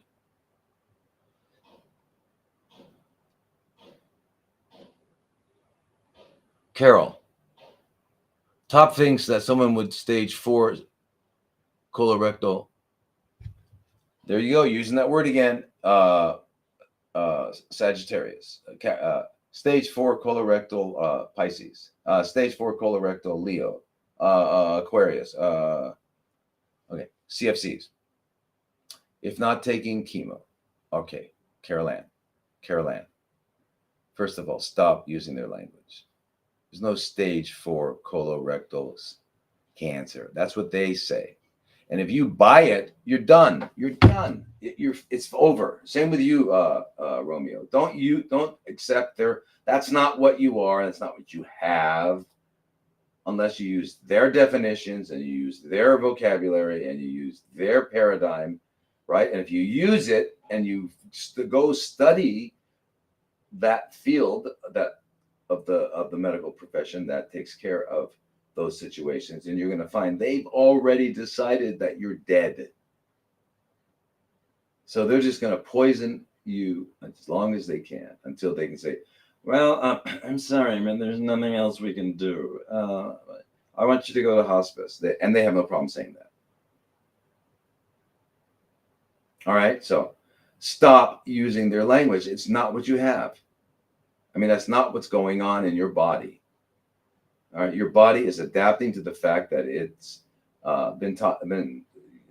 you've had toxins. Well, but I mean, I've been a pretty good life. I mean, I eat organic, I eat grass-fed. All right, well, then, even if you ate perfectly, there's EMF, there's stresses, there's, you've painted your house. We live in a sea of toxins. So what are we exposed to? If you live in a country, if you live in sadly, if you live in rural areas now around farms, you're going to have pesticides all over your body, in your body. So I wouldn't say the top things. The top things you should do are all the things. Number one, every one of you find a real biological dentist. Get a cone beam, a 3D cone beam CT of your jaws, and there's not a lot of radiation. It's a 30-second, and it's only for the jaws. It's not the whole body. Not a lot of radiation, but it is necessary to visualize what's going on, because the effect of having hidden dental colonizations with microorganisms directly causes cells to become CFCs, directly. And inflammation, etc. So, and it goes on and on and on. We're not going to get into that, but you got to do that. You got to see a real biological dentist. Then you got to do a juice cleanse, okay, for sure.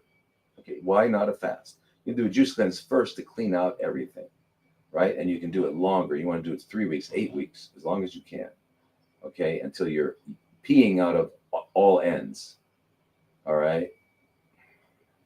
And you're going to get well nourished, so you'll still have energy to go around and do everything. You're going to feel so fantastic by after like about 5, 6, 7 days. You're going to be like flying around. Just believe me. Okay, and you get your colon cleaned. You do go get colonics by a person who's been doing it at least 5 years, knows how to do the abdominal massages and stuff like that. And then you eat real food, right? Real food. Real food is what? It's what the earth produces. Well, then what's fake food? Not fake food. It's just artificial. What's artificial food? Well, anything that humans get their hands on becomes artificial. Artifact. Stuff for archaeologists to find, to say, this is not natural. Must have been those humans over here. Artifact. All right, so we change it, right? Because we know that God really messed up. God did a really good job for the birds, for the ants, elephants. But for us, my God, look what we had to do. We had to build houses. Finally, Steve Jobs came along. We got these things. And,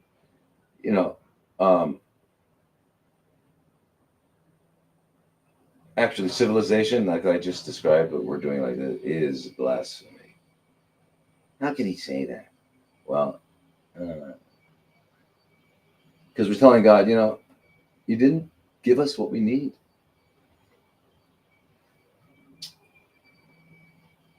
That's okay. That's okay, God. We don't need any more help.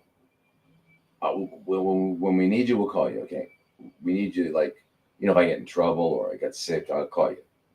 But other than that, we're going to make our houses. We're going to heat up and destroy the food. I mean, you know why? Because it tastes good. Well, why does it taste good? Well, because I grew up on it.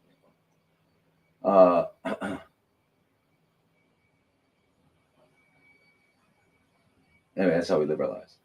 So we got to stop doing that. And by the way, I've never met anybody. Have you ever met anybody who was born with shoes on or socks? Not me. I know I used to do OBGYN when I first started. That's what I was doing. Uh, I delivered babies, did C-sections, did all that stuff. But all the babies I delivered, none of them were wearing shoes. Incredible. So anyway, so let's take our shoes off, get back on the earth, connect with the earth. When are you a tree hugger? Yeah, tree hugger. I love trees. I love the soil, the earth. I love it all. It's home. Yeah, tree hugger. Anyway, those are the top things. Go to and go to bed early. Go to bed early. One of them, maybe the most important, because if you go to bed early, you'll do everything else. If you don't go to bed early, it'll be really hard to do everything else. Go to bed early. What's early? 8 o'clock. 8 o'clock. I've got 1,000 reasons not to. Okay. That doesn't change your biology. That doesn't change your relationship with the earth, your circadian rhythm.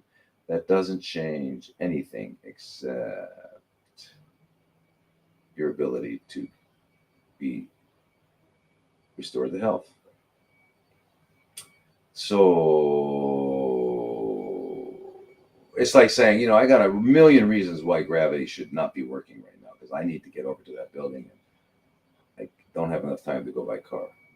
So I want to just walk through the air. Well, just not going to happen. Okay, so anyway, that's what we can do, Carol. Okay, now Lyman.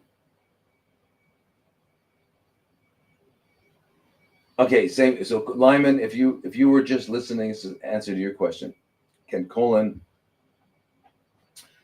Capricorn with a 6.5 centimeter tumor metastasis to the liver be reversed? Yes, it can be reversed and eliminated. Absolutely. What diet management? I just told you. I hope you were listening. Very, very important.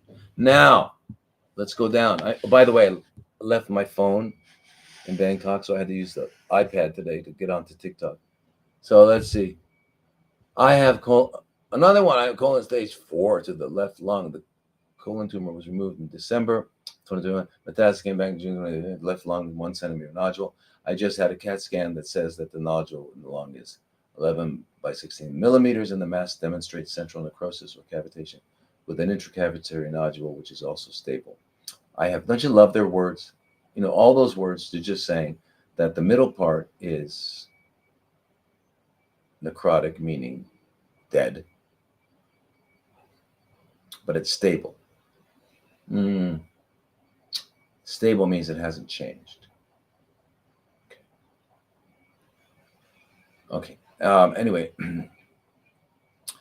I have been doing only natural treatments for the metastasis on the lung, such as HBOT, that's hyperbaric oxygen, intravenous vitamin C, 75 grams, mistletoe injections, oxygen molecular inhalation, grounding, photon therapy, PEMP, enemas, etc. My oncologist is suggesting surgery to remove the nodule as it has grown from 1 centimeter to 1.6. I want to believe that it is a cavitation of the tumor and the therapies I'm doing. And I would like to ask what to do to induce apoptosis. The biopsy says that the PTEN gene is turned off. What can be done to turn it back on? I currently take cruciferous supplements in hopes to help with that, based on what I've read. They've also offered low-dose chemo. If I decide to do that, what do you recommend I do? What do you recommend that I do at the same time to work synergistically to avoid my immune system from being destroyed? Also, my B12 is greater than 2,000. What can I take to that up? What can I get that up to normal levels? Is fasting something I should be doing? Oh, yeah, so many questions. Overwhelmed. I know you're overwhelmed. I can hear that, Marciela. Marciela, first of all, I hope you join the CFC group because I'm going to show you guys first time the research on colon. I mean on the chemo and what it does. All right, so now all tumors develop cavity, get little like areas where they have necrosis. Necrosis means cell death. Means why did they die? Because it wasn't getting a blood supply. Why wasn't it getting a blood supply? Because the blood vessels of tumors are chaotic. They're like a bunch of spaghetti. They don't have any smooth muscle in the walls, and so they can't adjust uh, the blood flow or anything like that, and they just break. When they break, the blood spills out. It becomes, now there's no oxygen because blood carries oxygen. It gets hypoxic, which turns on hypoxia-inducible factor alpha 1 alpha, which stimulates new blood vessel growth and stimulates tissue proliferation by influencing a lot of different genes, right? So that's the way they grow, right? So ascorbate is the necessary cofactor in the dioxygenase enzymes that turn off HIF1 alpha. Ascorbate is also the necessary cofactor of the other different set of dioxygenase enzymes, which go around and rewrite the modified genetic expression of CFC cells, rewrite them back to normal. Ascorbate also exhausts the ability of CFCs to protect themselves by depleting all of their antioxidants. That's just getting it at normal physiological requirements. That's taking about 8 grams a day orally. And you can get it through liposomal sodium ascorbate, not ascorbic acid, sodium, or sodium ascorbate powder, and sip it slowly throughout the day, 8 grams for 12 hours in water, so that each sip is only about 200 milligrams because you can only absorb 200 milligrams. Anything more is going to come out in your urine, okay? So,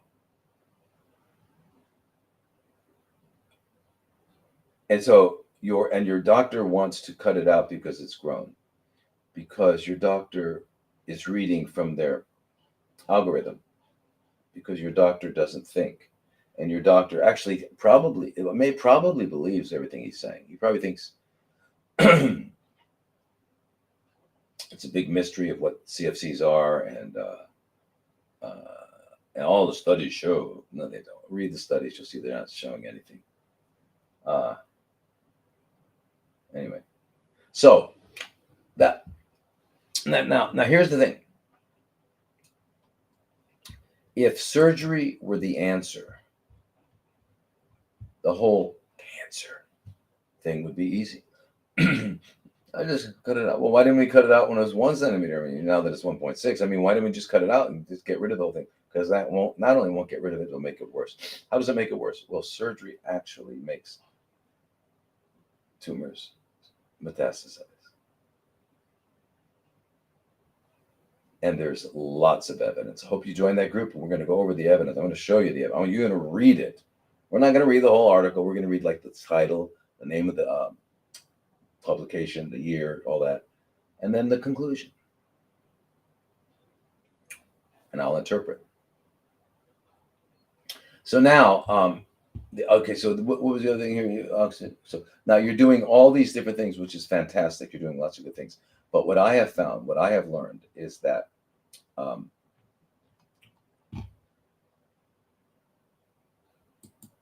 most people are not taking adequate doses. So they're doing, what are you doing? You're doing oxygen molecular oxygen inhalation. Grounding. Okay, grounding, do as much as possible. Photon therapy. Okay, again, you got to be doing it right. Mistletoe, H-bot, vitamin C. Okay, we got to ask, what is the vitamin C source? What are you using? And you're getting it how many times a week? Are they checking your plasma levels afterwards to make sure that your plasma ascorbate level is 350 milligrams per deciliter at least, and not over 450? Why not over? Just because it doesn't help. It's not going to hurt you. Hyperbaric oxygen therapy, how often? And are you at 2.3 atmospheres? I mean, in other words, enemas. Okay, so all this stuff is really excellent. You got to make sure you're doing enough of it. And a lot of people are doing a lot of things, but not enough. Not the same or proper dosages or frequency. Okay, now, and you also mentioned about the biopsy says P10 gene is turned off, and you're taking cruciferous vegetable supplements. Now, that's you have been doing your reading, yeah? Because what is P10? For those that may not have done the reading on P10, uh, it's phosphatase and tensin. Uh, so they call it P10, PTEN, not P with not with the number 10, PTEN. TN is for tensin, TNSIN, phosphatase. Anyway, um, so it's actually what they call a tumor suppressor gene, and that means it because tumors can begin for multiple reasons, and that's really one important thing to remember. What caused my what didn't? Everything, a lot of things lead to that particular adaptive response. A lot of roads go to Rome. Okay, so now, um, but anyway, the loss of the PTN functioning, PTEN, is in almost all solid tumors. Okay, and because what it does basically is they call it tumor suppressor gene, and that means the gene codes for all kinds of proteins and stuff. It blocks tumors from forming by a bunch of different mechanisms, basically by adding phosphatase, um, and to different molecules. Anyways, that's on a fundamental level, but it's involved in growth, in proliferation. It's involved in survival, DNA repair. It's involved in cell motility, right? So anyway, um, it keeps it all balanced and healthy. Um, and there is a particular pathway that really is common in CFCs, and it's the PI3K slash AKT slash mTOR pathway. We'll go into that in another if you get to join the CFC group. But basically, that's just the pathway that gets activated that makes tumors grow. The PTN directly keeps that down from happening. So if you lose the P10, that's not blocked anymore. Okay. Um, it's also involved in normal and CFC stem cell, keeping them balanced. Okay. And so when you lose it, when it allows CFC stem cells to go crazy. All right. Because remember what stem cells are? They're there. So that's why tumors grow, spread, they're resistant to therapy, you get relapse, etc. So as this Marcella had noted and found is that the cruciferous vegetables are basically the only thing. There's nothing else. They have some other drugs, but they don't work. It's the only thing that does it. Cruciferous vegetables. So what are cruciferous vegetables? Broccoli, cauliflower, Brussels sprouts, cabbage, bok choy, arugula, rocket. What else?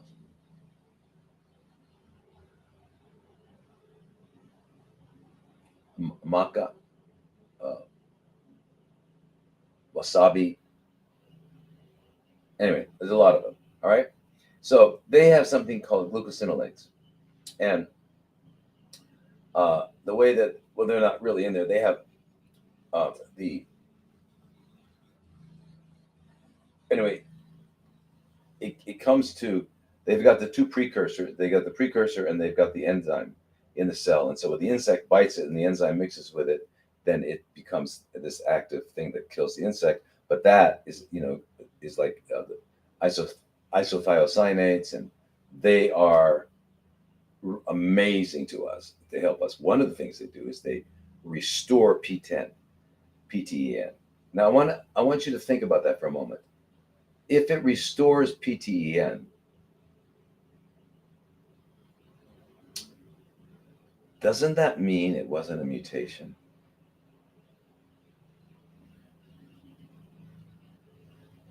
Yeah.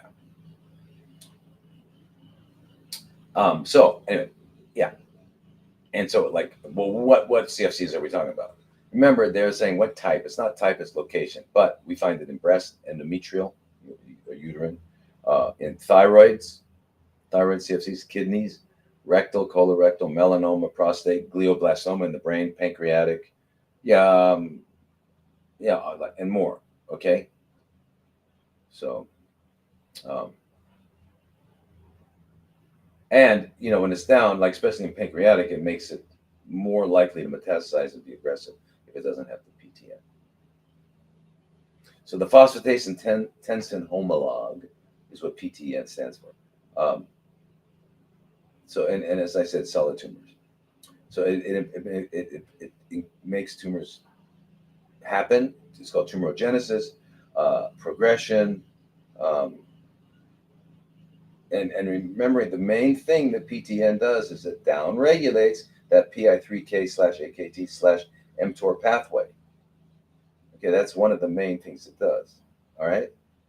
Yeah. But the isothiocyanates, which are the result of mixing up the uh, this chewing or blending um, the uncooked brassica vegetables, cruciferous vegetables, broccoli, cauliflower, kale. Oh my God, kale! Did I say kale? Shh! Don't tell that guy. Kale is no longer a superfood. Um, yeah, yeah. It's still a superfood. I mean, because you know why? Biology didn't change. Just didn't change. Just didn't change. No longer a superfood. And I know because my name is, yeah, well, okay, great. Stay tuned for my rebuttal. All right, so now, anyway, so the isothiocyanates can restore the PTEN function, okay, and it like sulforaphane, which is an isothiocyanate found in lots of them, but especially in broccoli. And it has been shown to increase the PTN expression in prostate CFCs, right? Which led to the inhibition of its growth and apoptosis, because you were asking that question, right, Marciella? And what happens with prostate happens with lungs. And but where else does it? Colon, pancreas, stomach. Yeah. Okay. So as I said, it has an effect on that, and um, the other thing that's important to keep in mind about isothiocyanate, what I would say though is Marciella, forget the supplements. Eat the foods. Get 2 handfuls of, and everybody, whether you have CFCs or not that you know about, get 2 handfuls of broccoli sprouts. Sprout them yourself if you have to, and put them in a blender with 3 tablespoons of freshly ground up flaxseed. Put them in a blender with like some kind of nut milk, Brazil nut milk, for example. Um, Blend it all up. You can add in strawberries, you can add in blueberries, you can add in peach, whatever makes it taste really good that you love, and then drink it every day, and you'll be getting it. All right. Because what else does the isothiocyanates do? Well, there's another tumor suppressor gene. In fact, it's called the guardian of the genome. It's called P53, and that's like what? That's knocked out in most CFCs, solid CFCs. It restores that one. Yes. The P53. Yes. Is that crazy? Is that crazy? Um, Let's do this and this. Um, so yeah, I was just reading this here. It's pretty fun. I love the way the way they they talk. It's great. Like they talk like, you know, it may be a candidate for an anti, suggesting that the mutant p53 protein levels were low through the use of p53 specific antibody. And in a specific antibody, we investigated whether the isothiocyanates could restore and confirm the p53. And we found they did. The isothiocyanates restored the DNA binding and transactivation functions of the p53 mutant protein. It activated the p21 also. That's another tumor suppressor. Uh, and it goes on and on. So the point is this: is Marcelo, you want, if you listen, if it was really hard to get substance, then you need to get maybe a supplement where somebody else has got it for you. But a supplement is nowhere near the original, the bioavailable food. And if you don't like to eat raw broccoli and raw cauliflower and raw cabbage and stuff like that, get those sprouts and do what I said. All right. Learn to make a cashew cheese sauce. Easy. Cashews, soak for a couple hours. Rinse them off. Put them in a blender.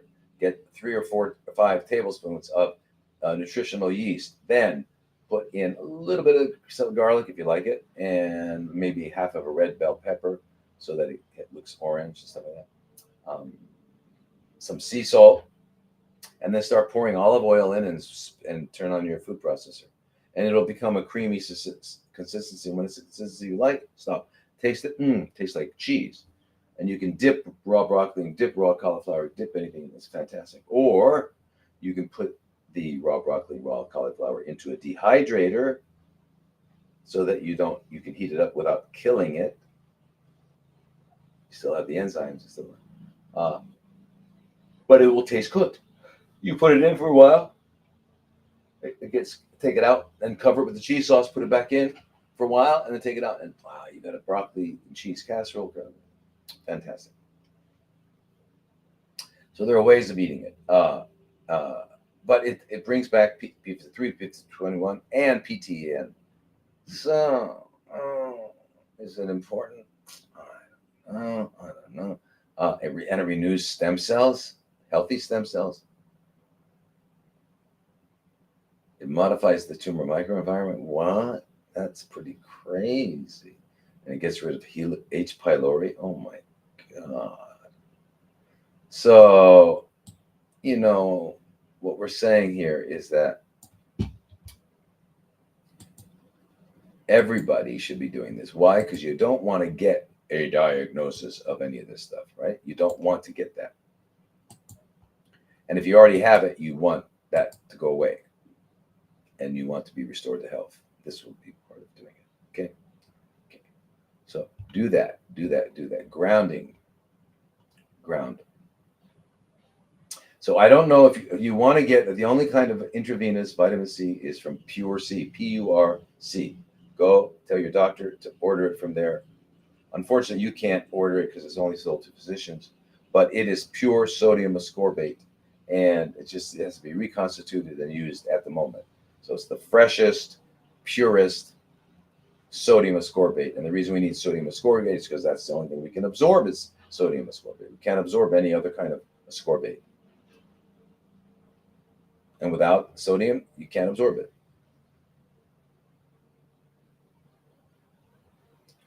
If I decide to do that, what do you rate? Okay, chemo. I don't think you don't need the chemo.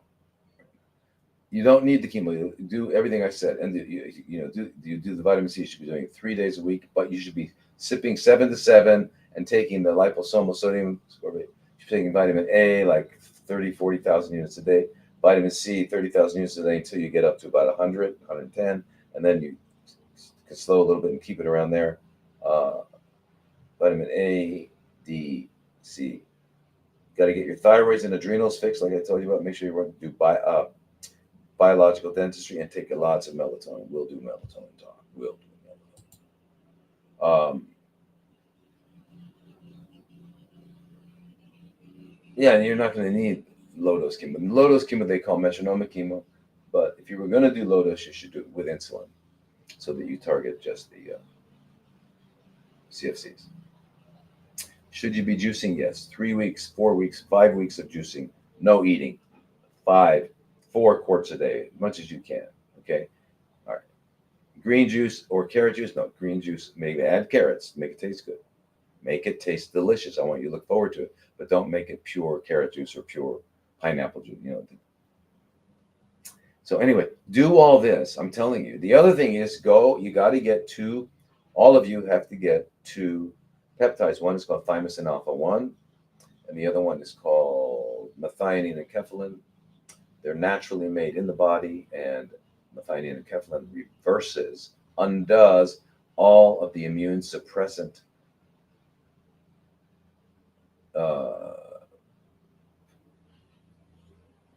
all from the microenvironment, the tumor microenvironment. Directly suppresses natural killer cells, CD8s, activated lymphocytes, CD4s, the helper cells. It turns macrophages into helpers. They're called TAMs, tumor-associated macrophages, tumor-associated neutrophils, tumor-associated fibroblasts. Turns directly inhibits the dendritic cells. I mean, increases Tregs. Tregs are regulatory cells, are the ones that our body uses to turn off the immune system. So by increasing it, we turn off the immune system. I mean, basically, your immune system becomes inactivated by the tumor microenvironment. And the methionine and enkephalin turns it back on. Wow. All those things get reversed. Yeah. You got to get those things. Well, how much do I take? Well, no. Okay. The methionine and enkephalin will come in a little vial with 20 milligrams of powder. You're going to put 1 cc of sterile water, bacteriostatic water. Right? It'll get clear. You'll take a half a cc, which in an insulin syringe, so you have a tiny needle, is only 50 units. You'll do that twice a day, 5 days a week. Twice a day, 5 days a week. But you have already started with your thymosin alpha 1, which is another peptide that comes in a vial with 10 milligram powder. You reconstitute it with 2 cc's of sterile water. Then you take, again, a half a cc, which is 50 units in an insulin syringe, and you do that daily for 14 days, and then every other day. Unfortunately, these things are expensive, but that's how you restore immune systems. That's major. And block the negative effects of the tumor microenvironment. I mean, it's expensive, but it's not as expensive, really. If you didn't have insurance and you had to pay for the chemo, you'd see. I've seen chemo bills for the week, 120,000, 130. I mean, more than it would take to be at our center for 9 months, getting everything, including food and everything. Anyway,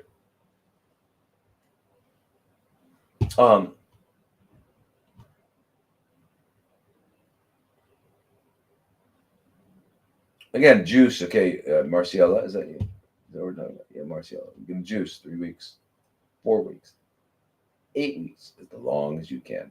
If you go on YouTube or wherever, Rumble, and look for Fat, Sick, and Nearly Dead. Fat, Sick, and Nearly Dead. It's a video done by this guy named Joe from Australia, just a regular Joe, who was fat, sick, and nearly dead, taking all kinds of medications for all kinds of diseases. And he had a camera follow him, went to the U.S., I think he started in New York, and said, I'm going to try a week. And at the end of the week, I felt pretty good. Kept going. Wound up doing 8 weeks, 2 months. Lost a ton of weight, was off all medications, didn't have any more diseases somehow. I don't know how that happened. There's so many diseases out there, and they're going to get us. I mean, I saw 3 or 4 diseases out there on the front. And you know what? On my desk here, at least 6 COVIDs. I don't know. Yeah, they're here. They're here, and they're going to get us. They're going to get us. And there's a new one coming. I heard there's a new one coming. It's called bird flu. It's going to be bad. And the only way we can get protection is if we get a vaccination, because that's going to help us. So get ready, folks, because there's a new one coming.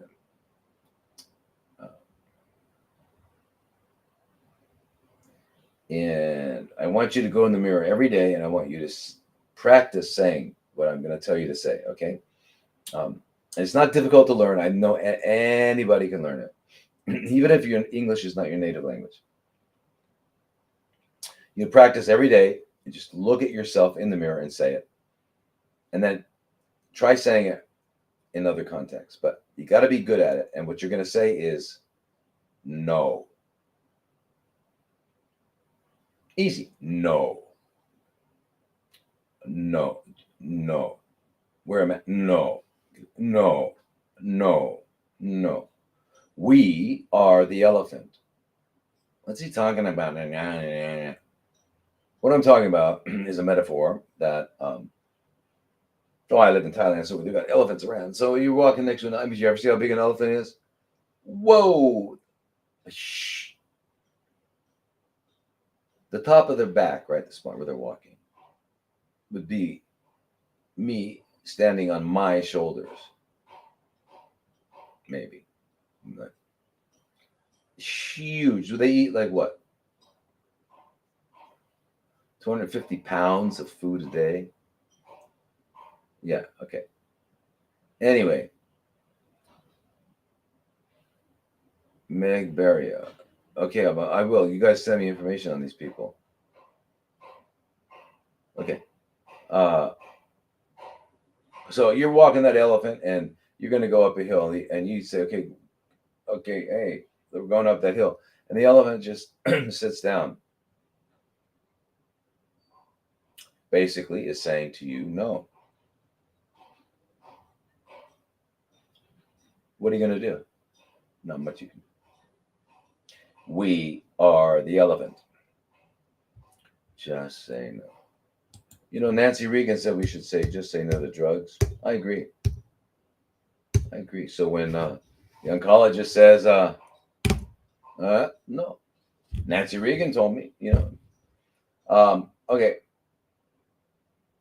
Now, where are we now? Let's see. This is from Jim. I tried to contact Dr. Lodi several times without reply. I've tried to schedule a paid consultation with her several times, but the counselor's of December of 2024. Does he really treat patients, or is this just some new business model I'm not familiar with? Okay, Jim. Yeah. I do work with paid people, students, called patients. And Arizona, at the clinic, we've been there 19 years. Amazing, everything there. Doing everything I say is what we do there. And we're opening one over here in Thailand. I used to, over the last few years, was doing consultations with people all over the world, and giving them plans and all that. And I can't do that anymore because I have to take care of these and all that other things. So, however, Jim, whatever your situation is, join the, and it's not a business. I don't look at it as a business model. I guess you could say it's a business model, but I don't think of this as a business. I know it is. I don't think of it that way. I'm thinking of, because I would be doing this if I had $1 trillion. I'd be doing this, but I wouldn't be. There'd be no charge for anything. But it's because of what I do. I love it. So I don't know. But the new model is, in other words, how can I? Because when I was doing the consultations, I could only get in a few a day, and I couldn't do anything else. And then took me too long to get back to people on the recommendations, and it just wasn't working out for anybody. And it just really wasn't working. And then all you got is recommendations, and then you've got to find out how to do all this in your environment. But if you listen to me every week, and if you join the CFC group, we can talk about your situation specifically at that time and go through it, right? But that's the story, Jim. I hope you're watching. Okay, so this is Nivetha. Hi, sir. My mother is a CFC survivor. Please, their words, okay? When I think of survivor, I think of somebody crawling out of the desert with blood on their and sweat and dirt. And okay, that's not what you are. Don't use their words. Their words. Their words. Because they think you're dead or you should be. What's wrong with you? You're not dead yet. Yeah. Believe me. Anyway, your mother is, and she has BRCA1 mutation. Can we completely stop the recurrence for this mutation, sir? Please help me with it. It recurred after 2 months. Once we stopped chemotherapy. So far, she's had more than 30 chemotherapies. Okay, really quickly, let's just talk about BRCA for a minute. It stands for breast cancer. The genes are double-stranded DNA repair. That's what they are. And it's one of 7 different things that are necessary for that. So it's one of 7. Now, what percentage of people that have breast CFCs have either BRCA1 or 2, 1 and 2, 1 and or 2? Less than 10%. That means 90% or more than 90% of the people with breast CFCs did not have the BRCA thing. So if you have a BRCA mutation and you get a breast CFC, was it related to the BRCA? Because 90%, more than 90% of people get it anyway. You don't know. I just wanted to say that. So less than 20%. And then they say it's up to 20% with people with triple negative.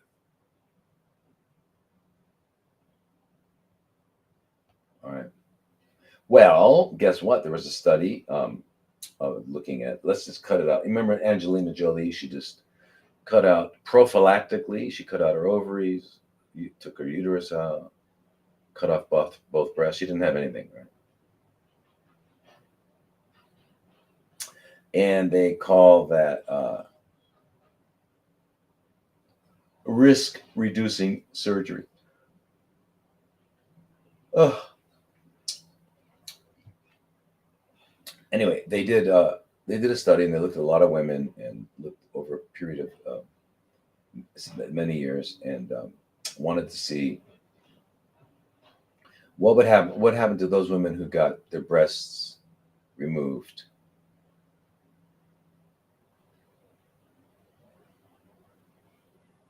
How many developed breast CFCs? How many developed ovarian? By the way, if you have the BRCA, then you are at risk for breast, ovary, colon, and pancreatic CFCs. So wait a minute. So you're going to get rid of the breast and the ovaries. What about the colon and the pancreas? Yeah, if you took those out, I'm dead. Well, I can take out the colon. I can still live like in a bag. Pancreas. No. Anyway, so what I want to say about this is that they call them risk reduction, and there's a risk reduction mastectomies, RM. Of course, we're not going to say that word ever again. We're going to only use the acronym. And then there's the RRSO. What is RRSO? Risk reduction salpingo-oophorectomy. See, they want to hide it from you like doubly. What's a salpingo-oophorectomy? Salpingo is the name for the fallopian tube. I think it'd be easier just to say fallopian tube. Salpingo. And then oophorectomy. An oocyte is a ovary. Oh. And they take it out, ectomy, oophorectomy. So salpingo-oophorectomy means they took out the ovaries and the fallopian tube. And they found that there was some benefits, not a lot, but there was some benefit. However, it was statistically significant. Um, in women who underwent RRSO, remember what that is? Risk reduction, salpingo overacting. 1.1% were subsequent diagnosed with ovarian. So they took out the ovaries, they still got ovarian. 11.4% were subsequently diagnosed with breast. And 3%. You can't call me now. Why would someone call me? Stop calling.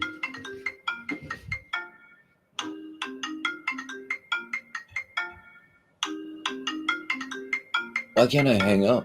I don't understand it.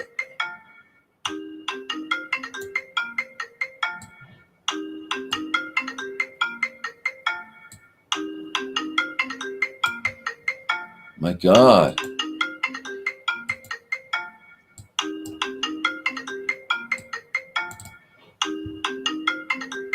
Stop.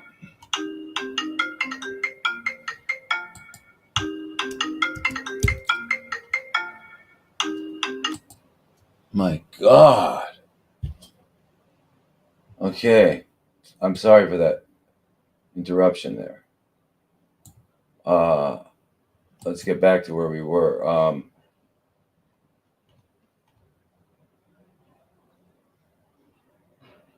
right, so they did prophylactic surgeries. Okay,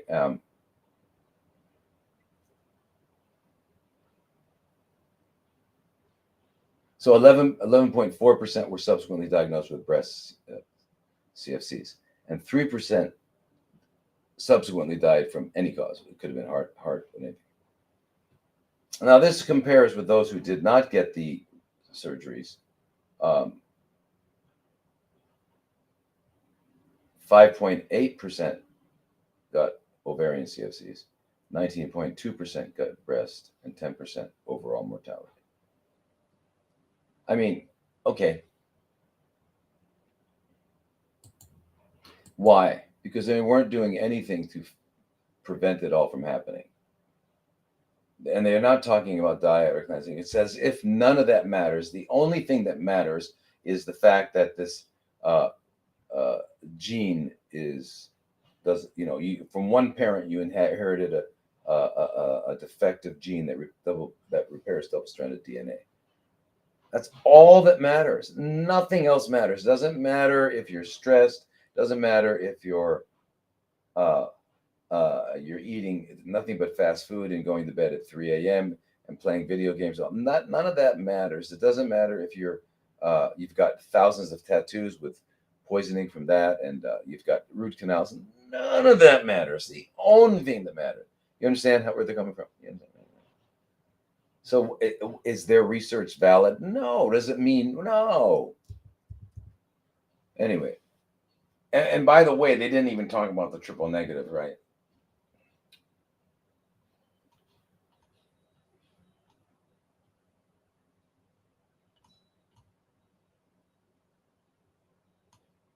Okay, so all the CFCs.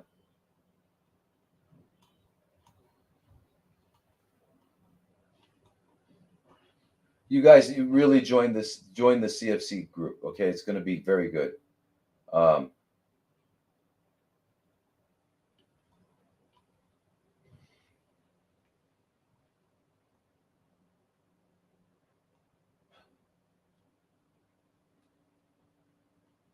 all right, so listen, Maria Elena, you're 17-year-old. Yeah, I see that. Sarcoma, synovial sarcoma. We've been seeing a lot of those lately, and I never saw them. It's really bizarre, very bizarre. Anyway, 17%. You need urgent help. Yes, yes, yes, yes. Call an Oasis of Healing in Arizona. 480-834-5414. 480-834-5414. Okay, I don't know where you live, but I'm imagining it's in the U.S. But you'll speak to Andy and tell Andy you heard this, and tell him to make an appointment with me, and we'll talk. And anybody you can call that if you're in the U.S. But if you we got to if there is help. I mean, you can it will take care of you. And if you're anywhere else in the world and you want to come here, we'll be open soon. Okay.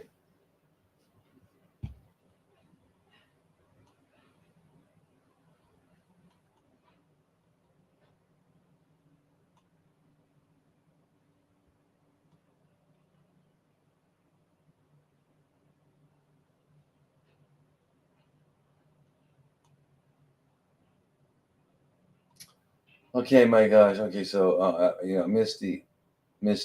I'm gonna just answer that. Hi. So my daughter is 16 and has a rare brain tumor called ATRT. It usually shows up by age 4 at the latest, but she got it at 15. She's finished chemo and radiation, and they said the tumor is dead. My question is how to keep it from coming back. Since her last radiation treatment 1 month ago, she hasn't been able to eat. How can I help her with that? You know, uh, okay. The, this one of the things that I want to bring to mind is that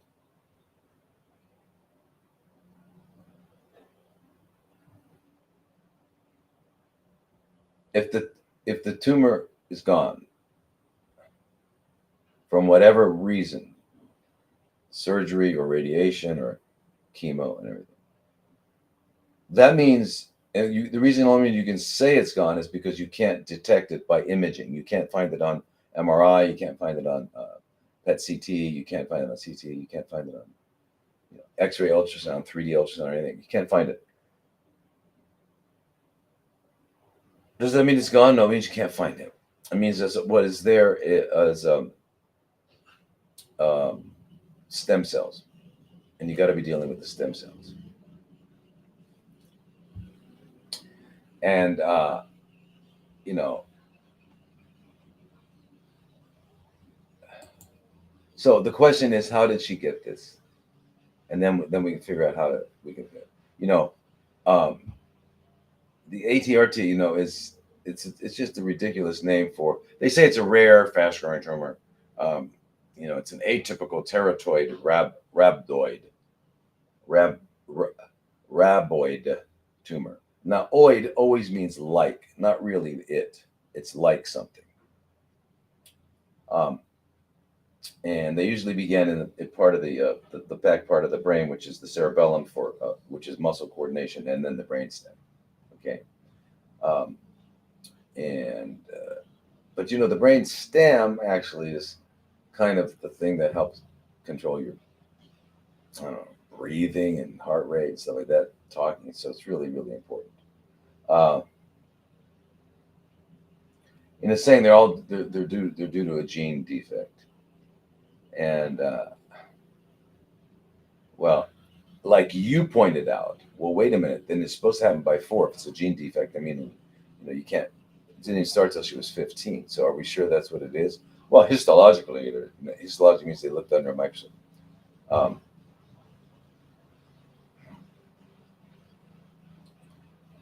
it's actually usually seen in children under 3, right? If you don't have it by 4, right? So anyway, so usually they diagnose it by surgery because they open it up and they take it out and they look at it under the microscope. Um, and they use chemotherapy, and when they use radiation to the brain, I really mess it up. Anyway, okay, you've done all that. We need to. She's really, really toxic now because she's been extremely toxified by all these what they call treatments. Okay, she's been extremely intoxicated by the chemo and radiation, extremely. So we need to detox her. She's not hungry. She can't eat and all that sort of thing. Oh, of course, of course. And how can we prevent it from coming back? Because we're going to get rid of the stem cells. We're going to get rid of all. Why did she get it? Now, I would ask you her vaccination history, her dental history. We got to get you to a biological dentist. Got to clean her out. We can definitely help her, and you've got to help her. Uh, so again, call 480-834-5414 for speak to Andy. Andy will tell him that we need to speak. Problem is, in America, remember America? You guys know America, right? Um, Greatest country in the world, the freest country in the world. People are jealous of us. They want to be as free as we are. And anyway, if early on when we first opened, early 2000s, we were trying to work with juveniles, kids under 18, and the state would take away the child from the parents and um, force them to go to the hospital and get chemotherapy. But they would take them away from the parents. So we couldn't work with under 18. We haven't been able to all this time. We can here in Thailand because, well, it's not a free country, right? Yeah, this is free. It's free. It's really free here. But anyway,